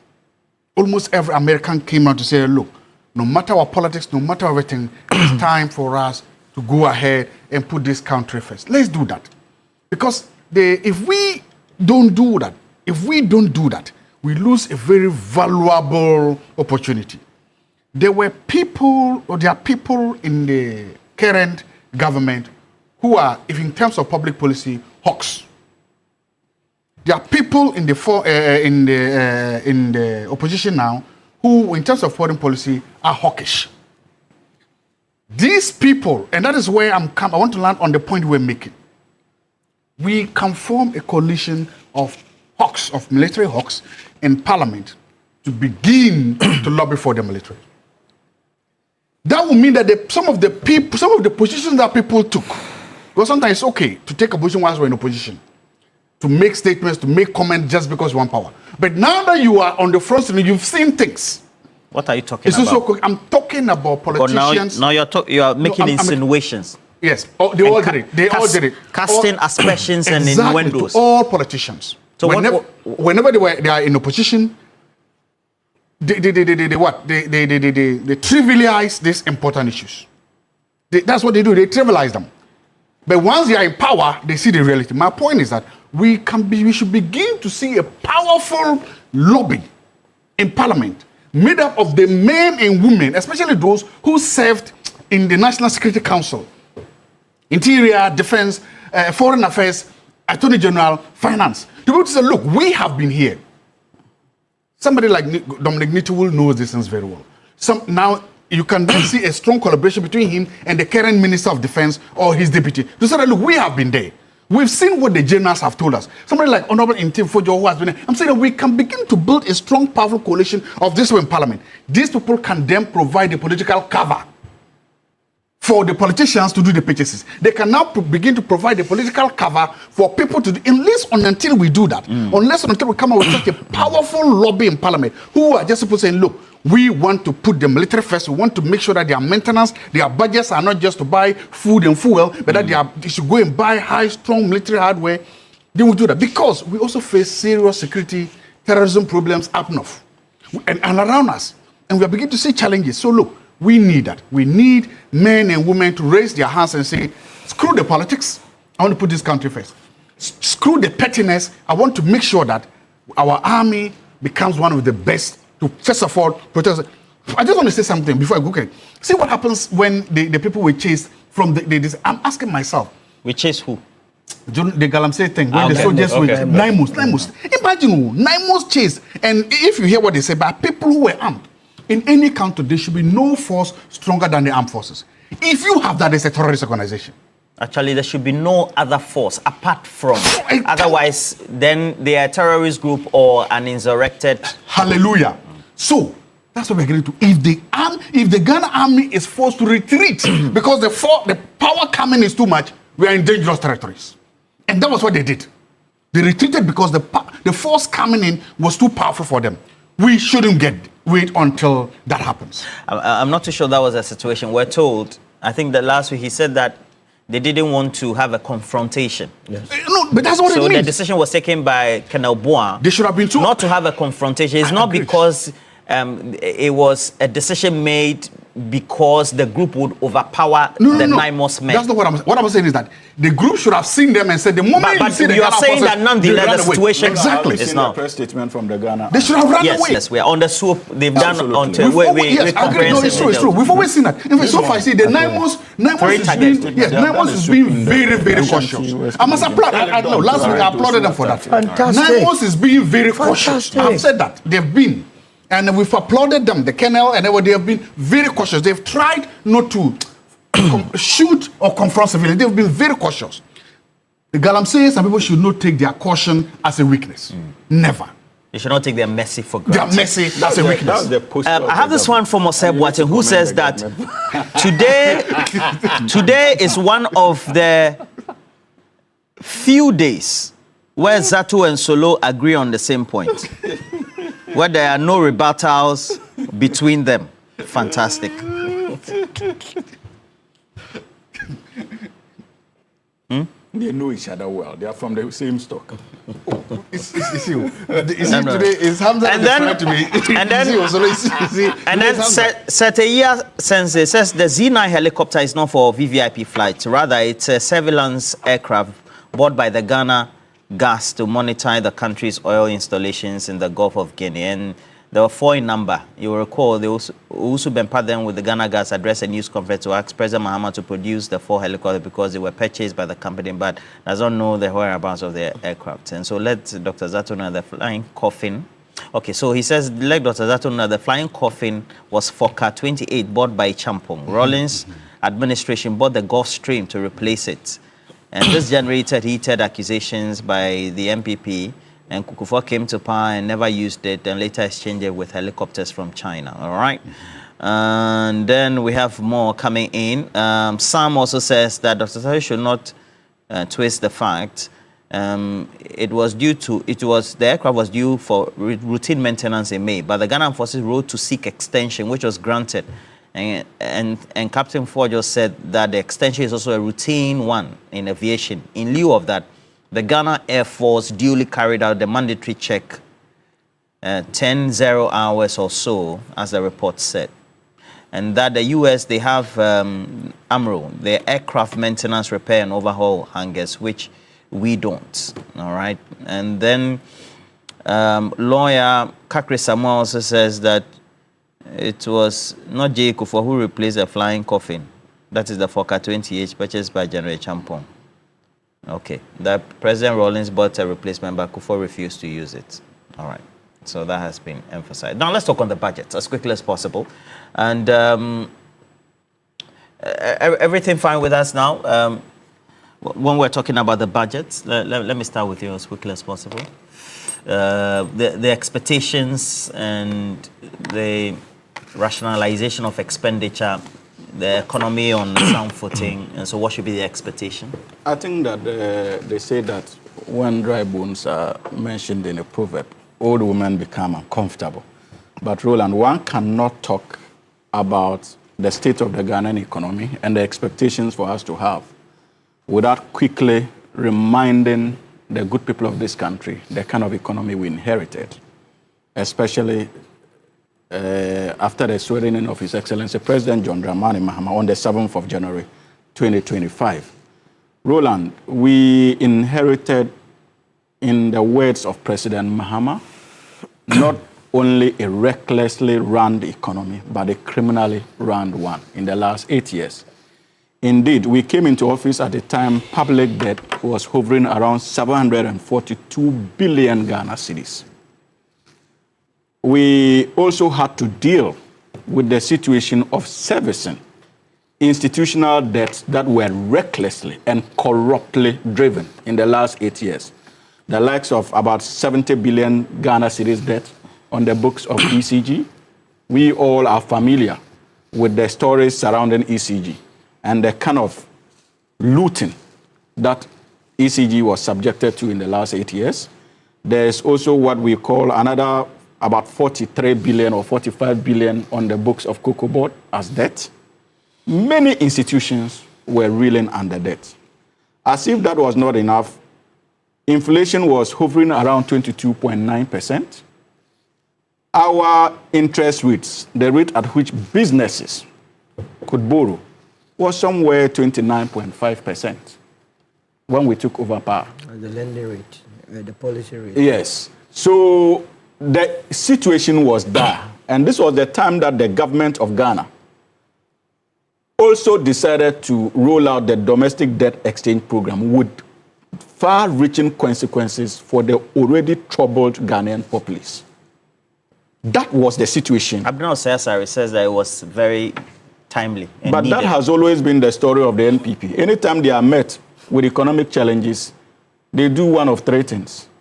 Either, first of all, they declare a HIPIC, or they print new currency, or they do a domestic debt exchange program. And that is what they have branded over the years as competent handling of the economy. The NDC has never been caught in such a web, no matter how difficult our economic conditions are. And so we find novel ways of getting out of the problem. So this was the kind of economic situation we inherited, and that should not be lost on anybody.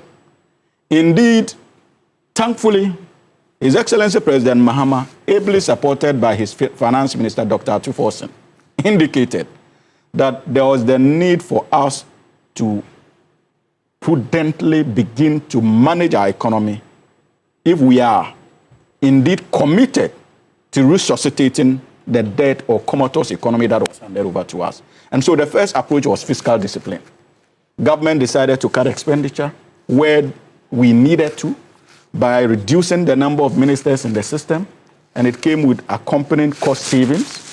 As if that was not enough, government also decided that it was not going to borrow like we saw in the past 8 years, where in some cases, the government of the day even borrowed and organized kinky parties to celebrate a success in borrowing. This government decided to move away from such costly economic, encounters, and decided to focus on the things that truly matter. Like my brother indicated, the government refrained or resisted the temptation to spend on needless interventions like the Cathedral project, where in excess of $90 million was used to sink a deep hole. Prudence on the part of the government. Then we knew that many of these economic measures would also have consequences on the Ghanaian people because we were trying to recover a struggling economy. That is why the minister responsible for finance, Dr. Atuforsen, also decided to roll out policies intended to cushion the average Ghanaian. So, first of all, there was a need for us to have control over our inflation. So from the 22.9%, this government has been able to effectively manage inflation down to 8.0 approximately as we speak today in less than 1 year, and that is significant in less than 1 year. Today, the lending rate or the commercial rate is now around 21.5% from the 29% that we inherited. What this simply means is that businesses can borrow at a lower rate than they were borrowing under the erstwhile administration of Nana Addo Dankwa Akufo-Addo and Dr. Mahamudu Bawumia, the economic guru. So these are the issues. So Roland, as that was not even in, the government also proceeded to throw out a number of policy interventions, including the National Apprenticeship Program. In excess of about 250 million Ghana cedis has been released, intended to train Ghanaian young men and women who are interested in learning a trade.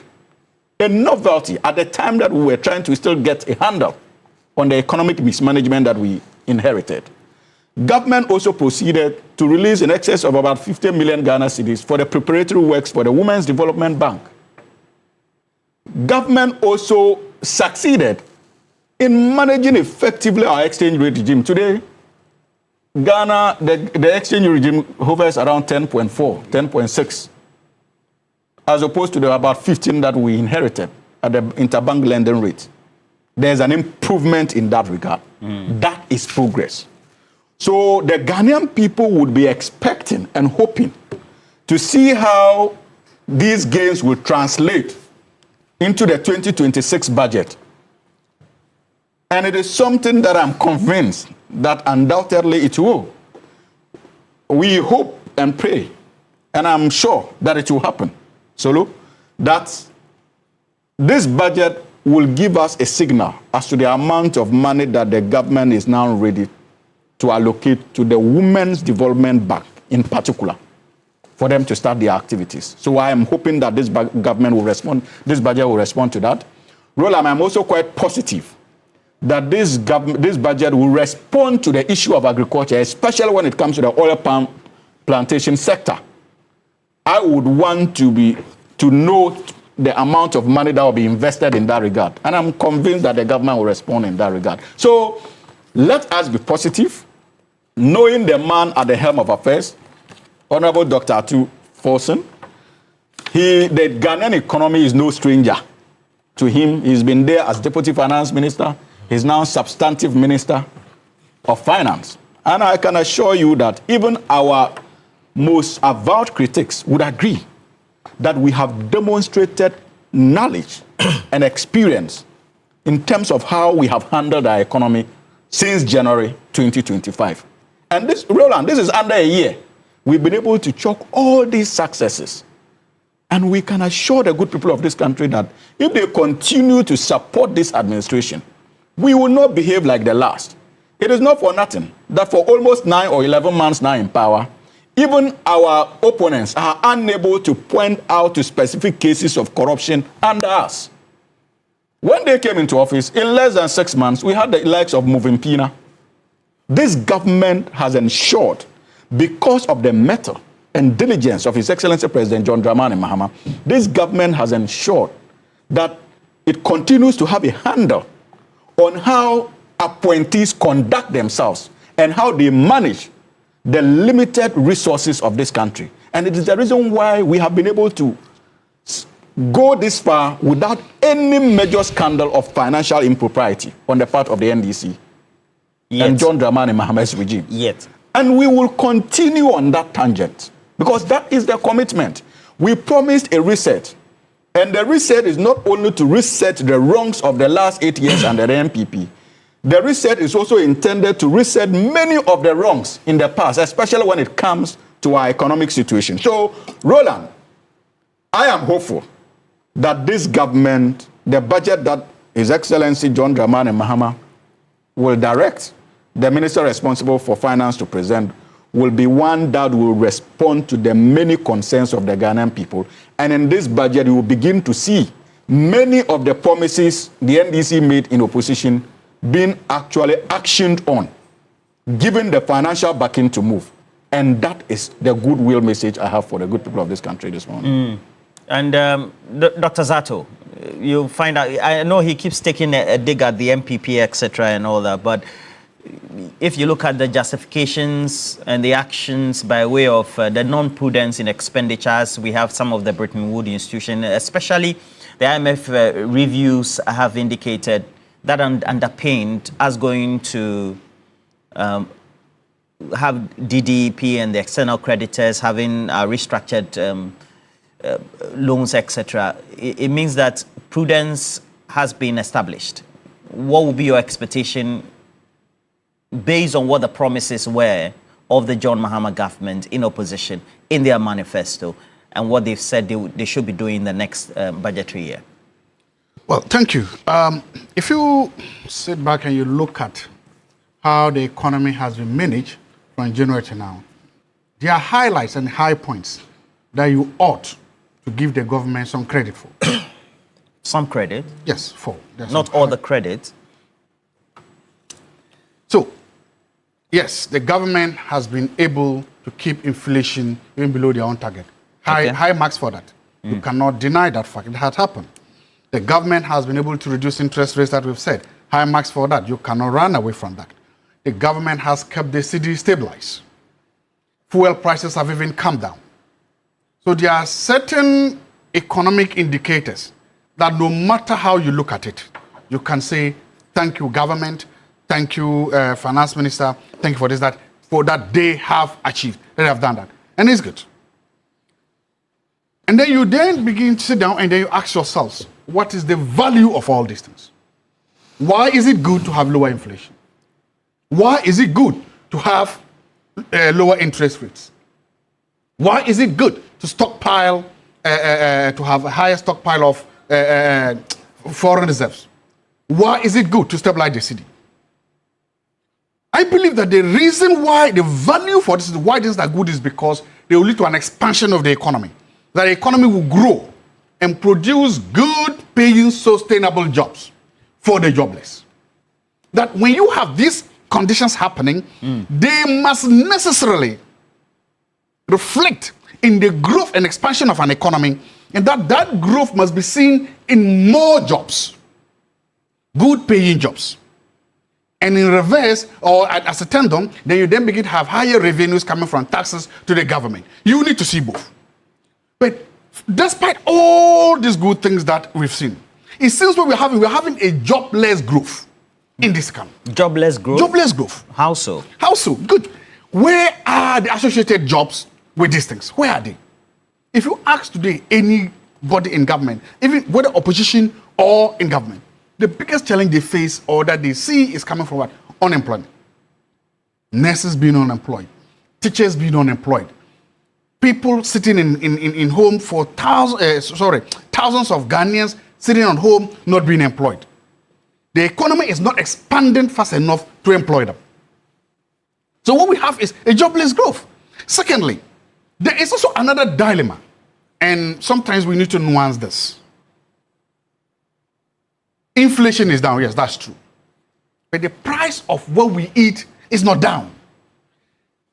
Fuel prices are down. But the cost of feeding the family is not down.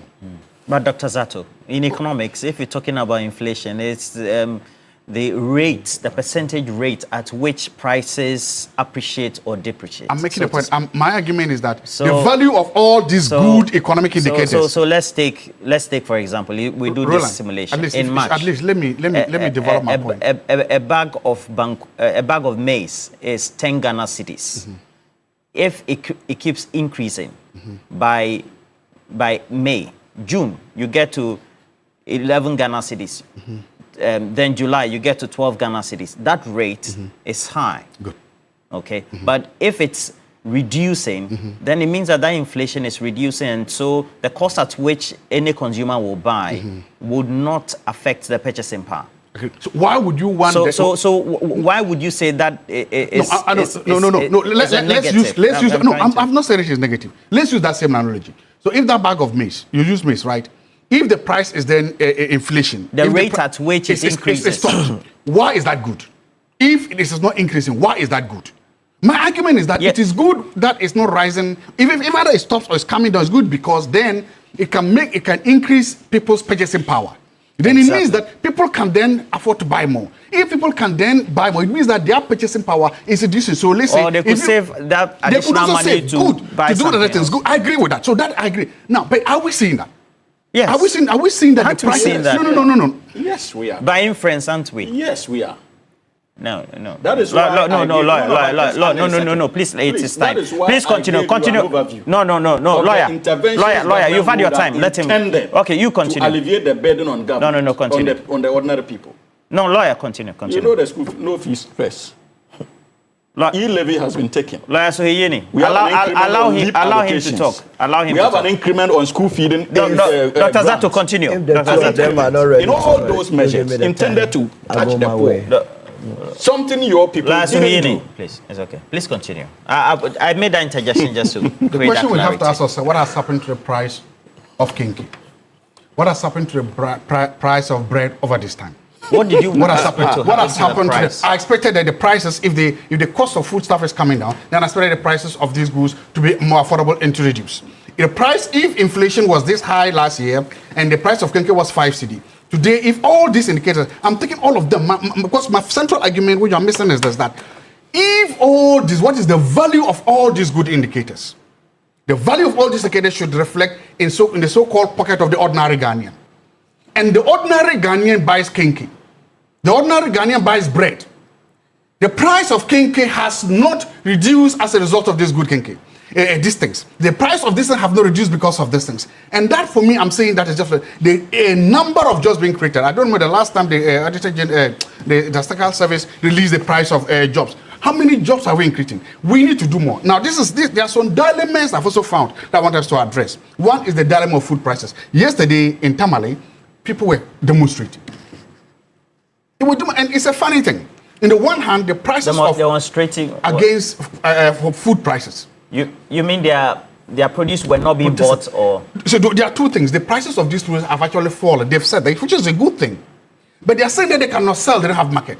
The quantity of rice that cannot be sold is too much. The quantity of maize that cannot be sold is too much. If you go to Tumu, if you go to Wallamjang, if you go to all these places, but there's good reason for that. Why? The factors that influence the production made them produce those produce at high cost. And so now that we have substitutes in the market that are cheaper, whether they were imported or not, coming in real time, means that consumers are going for the lower prices. So my expectation is this, that the finance minister, there was supposed to be a release of about 100 million Ghana cedis to help this. Because see, the danger is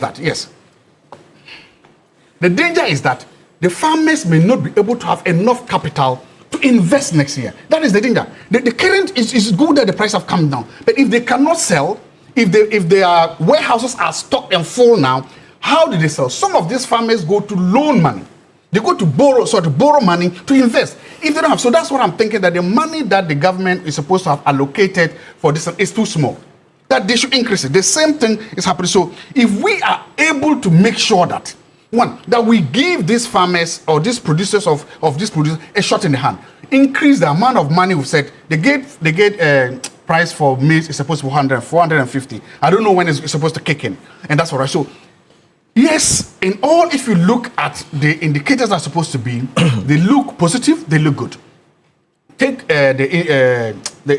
what's the name? Dollar stability. It's a purposive policy by government to say that we will use some of the windfall from gold to keep the prices good. That's a good idea as a policy, because those empower social democrats. Social democrats do not necessarily, as a philosophy and ideology, believe in the so-called invisible hand of the market. They believe that government should be able to intervene. I have no problem with that. The question that immediately arises is sustainability. Gold prices are very high right now, so we can afford, we have the luxury to be able to do that. What happens when commodity price begins to come down? So I want to see a formula or a proposal from the financier saying that, yes, this time we've been lucky to have higher gold prices to support this policy, which is good. Okay. What happens? So I need so in other words, I want to see that other alternatives to how to do this. They've also just the big push. No, please let me. Big push has been come. So they've just commissioned. They've just commissioned the Tumu this road on the big push. Excellent, wonderful. I'm very happy about that. And thank you, Your Excellency. Yesterday you went and you commissioned that. That's leadership. I'm hoping to see that the finance minister dedicate more money. I hear about 30 billion to be dedicated. I hope that money doesn't just exist on books, but that the money will really be made available so that these contractors can finish this big project. So do I get it that you wish that the CD was at 17 Ghana, 16 Ghana and not supported? Did I say because you said free market, capitalist, I've just told you social that. democrat. No, Roland, no, don't do that. Okay, I've retracted that. It's okay. But why is it that you want to intimidate everyone here? You see, when I've just said that. No, it's okay. He doesn't have the time. I can understand the difficulty. When you associate with a very terrible regime, what do you mean? It makes it very difficult for him to come out of himself and deliver as expected. Because outside, his deliveries are different from inside. The truth of the matter is that I have said time with that number that I do not wish or want this administration to use the erstwhile administration as their yardstick. Either than that, we will not make any headway. Because the point is that as of 2024 December, inflation was around 22.9. They were targeting about 11.9 today by close of year 2025, but it is already 8. So why would I come here and say the finance minister and by extension the entire government has not done well? In the same way, if he had done, the figures were otherwise, I would have come here to say it. So if they are doing something positive, I have to just commend them and encourage them to do more. Because at the end of the day, it's no competition. We are in the country to build a country. If they came and the reserve position of the country was not up to 3 months, they targeted 3 months of our reserve position, and today we are doing about 4.5 months. Why would I say they have not done well? But I would rather encourage them to do more. If they came in and they ceded to the dollar, they were anticipating between 10 to 12, and we are almost a month to the end of the year, and it is still between 10 to 12. It means they have achieved their target. If they came in, and like we all know, they were not borrowing recklessly, we are yet to hear any scandals, though definitely there will be scandals along the way, which will come that we will deal with it appropriately. And they have been able to... scandals, eh? Absolutely. You will not have saints, all of them being saints. Tell that to lawyers who in. But this morning, as you are speaking, someone is even cooking a deal. Maybe in the office is watching me. They will definitely come. The same way as Ibe and Co. Remember the National Service scandal. Their total exposure of 2.4 billion could have bought more than 10 helicopters. So helicopters are walking about, and we have people that go to Yoko and sit on the floors that they are protesting helicopters at the National Service. So I would have to acknowledge the very positive impact that this administration have made in the last 12 months. But beyond that, and that is where I agree with Zatu, that the economy has to be expanded. Because if you look at the data, we still continue to depend on our cocoa and gold, which is not good enough. There we have to expand to enter into other areas, non-traditional areas. What are we doing with, like Hamza said, the palm? Malaysia came to this country, picked a palm fruit, went back. We even trained them how to plant it. Malaysia is now raking close to 20 billion a year from palm. Production of palm and its associated products. Whereas cocoa that we rely on diligently barely gives us more than $2 billion. We have fertile lands in this country. And I remember the finance minister made mention of that they were going to invest heavily in that. I want to see it in this budget. We must go into the area of garments. Government is giving a lot of countries more money. If you go to Vietnam, that is what is sustaining the economy. We have what it takes. If you go to the Tamale and its environs, people who are planting or growing cotton. It is time for us to revisit the idea of expanding our garment and textile industry so that it will propel production of cotton up north for GTP and other places to also take off. Vegetable oils. You go to the market, they just give it funny names. Okay, oil, what. Our cutting, you have eaten some before? Groundnut oil, coconut oil, so healthy. So we need to find ways by adding value. Adding value. And making them tasty enough. Absolutely. And this comes to the issue of the policy rate here and there. The banks in this country must begin to be serious. Going to the aid of local businesses. Why? You go to a bank and you go with a beautiful idea, they tell you that you have to, unless you are importing from another country. What is this? When are you going to grow local businesses?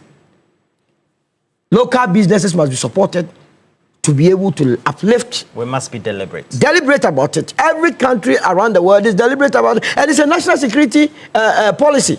That is why when you go to the composition of the national security, the finance ministry is there. Because if your people are not doing well, if unemployment is so rife, look, I looked at the number of people who have bought military forms. I tell you, they cannot even handle raffle, but they want to be in the military. I wish all of them good luck today. Those going for the... I've seen about Elwa. Yeah. No, a lot of them, all over the country. The age bracket to just get them out. All the best. So pray for them. No, if you're not, some of them, they go into the police and the ministry because originally they don't want to be there. They go and they start taking bribe by heart. But the truth of the matter is that we could find alternative source of employment by expanding the economy. And we can only... Through the private sector. And that is the engine of growth. We must not lose sight of that fact. Encourage them, give them a reasonable interest rate. We are competing with the rest of the world. You cannot have Togo having a policy rate of 5%, Cote d'Ivoire having a policy rate of 5%, Burkina having a policy rate of 5%, and we will continue to do 21%. That must be reduced, though it was substantially high. We need to still target having a single digit and also encouraging or making a policy to that effect that when banks make profit, they will commit at least 50% of their profit in giving facilities to local banks at a very cheap rate without this business of collateral. Someone who is about starting a business, where is the person going to find landed property for you? So if the person does not have a landed property, it means the person cannot be in business. And these are the areas I want to see. So the government has done well in their affairs in terms of stabilizing the economy. But going forward, I want to see them push for the expansion of the local government. I also want to see the upcoming budget tackle the issue of Galamsey by way of investing more in the lands and natural resources to be extended to the Naimos. Because it's a key issue. I'm very happy. I just read the statement that you made allusion to. The Naimos thing. I'm so happy that they have rounded up all those. And they must teach them a bitter lesson. If indeed all those that attempted to take the life of Kenebua has been rounded up, oh, thank be to God. All right. Just give me your 2 cents. Yes. Just for a minute. You know, there's, I know Kojo Ponkrumah talked about it. I mean, would you have the CD shored up the way the Bank of Ghana at the monetary level is doing it, or just leave it free fall?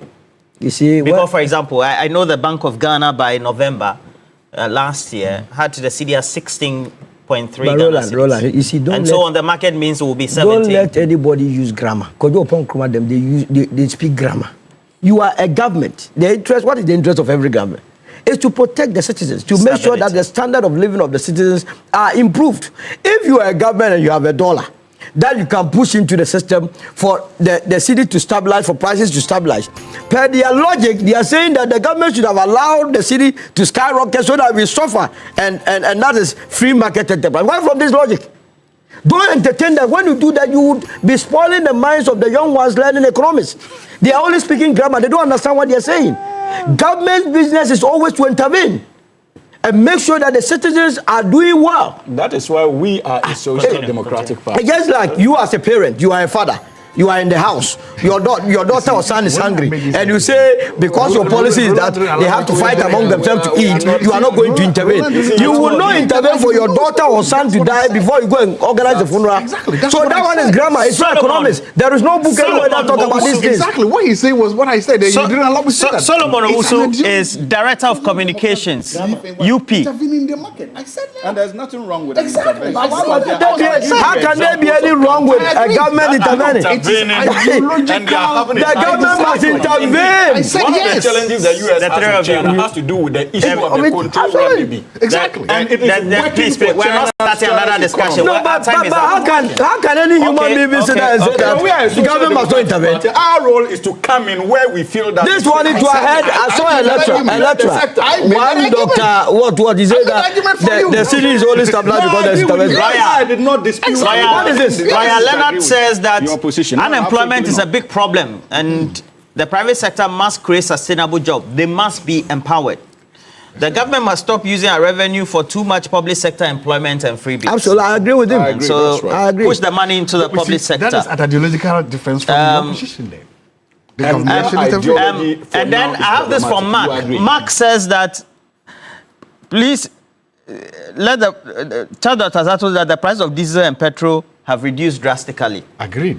I said that. And the rate of reduction also means that the inflation at that end has reduced. I've agreed. And so people are saving money. But the price of a bowl of cake was 5 cedi last year. It's still 5 cedi. All right, so make sure you pep up your day with the Milky Way. With the rich, smooth taste of Peck Milk Shortcake. It is pure delight, all right? And they have various varieties for Peck. They have the butter cookies. That's the choco butter cookie as well. And then they have coconuts. Coconut. Today we will do this. They won't give us some to go and test. We are selling for them. They won't give us some to go and test. Now I agree with you. We must demonstrate. We will petition. So we have chocolate butter cookie. Then we have the coconut flavored. They look very yummy. Peck as well. They will look now nice. This one is coming from Philip Abuchi in Keta. Says, please tell Dr. Zato that during the MPP administration, they sack all NDC members from offices, but when President Mahama came, he maintained some MPP guy in a sensitive position. That's employment retention. Good one. Like the woman at airport. She's still there. All right, you are here. If you want to look smart and sustainable, as well as fashionable, please make sure you visit any Woodin boutique nationwide, and you have to do that today because Woodin is offering amazing collection of authentic African fabrics, all ready to wear, all coming in beautiful designs and colors for men and women. And with Woodin, you get to be creative and versatile with your design. So be confident, also get to show off how truly African you are, all in Woodin. So go to a Woodin boutique near you today. Now, when you get there, get to choose from their variety of trendy fabrics they have, all meant to complement your style. You can also search them on social media, whether it's Facebook, TikTok, Instagram, etc. Just go search for Woodin Fashion. All right. Well, we're taking a break. We'll be right back with the latest sports headlines. Stay with us.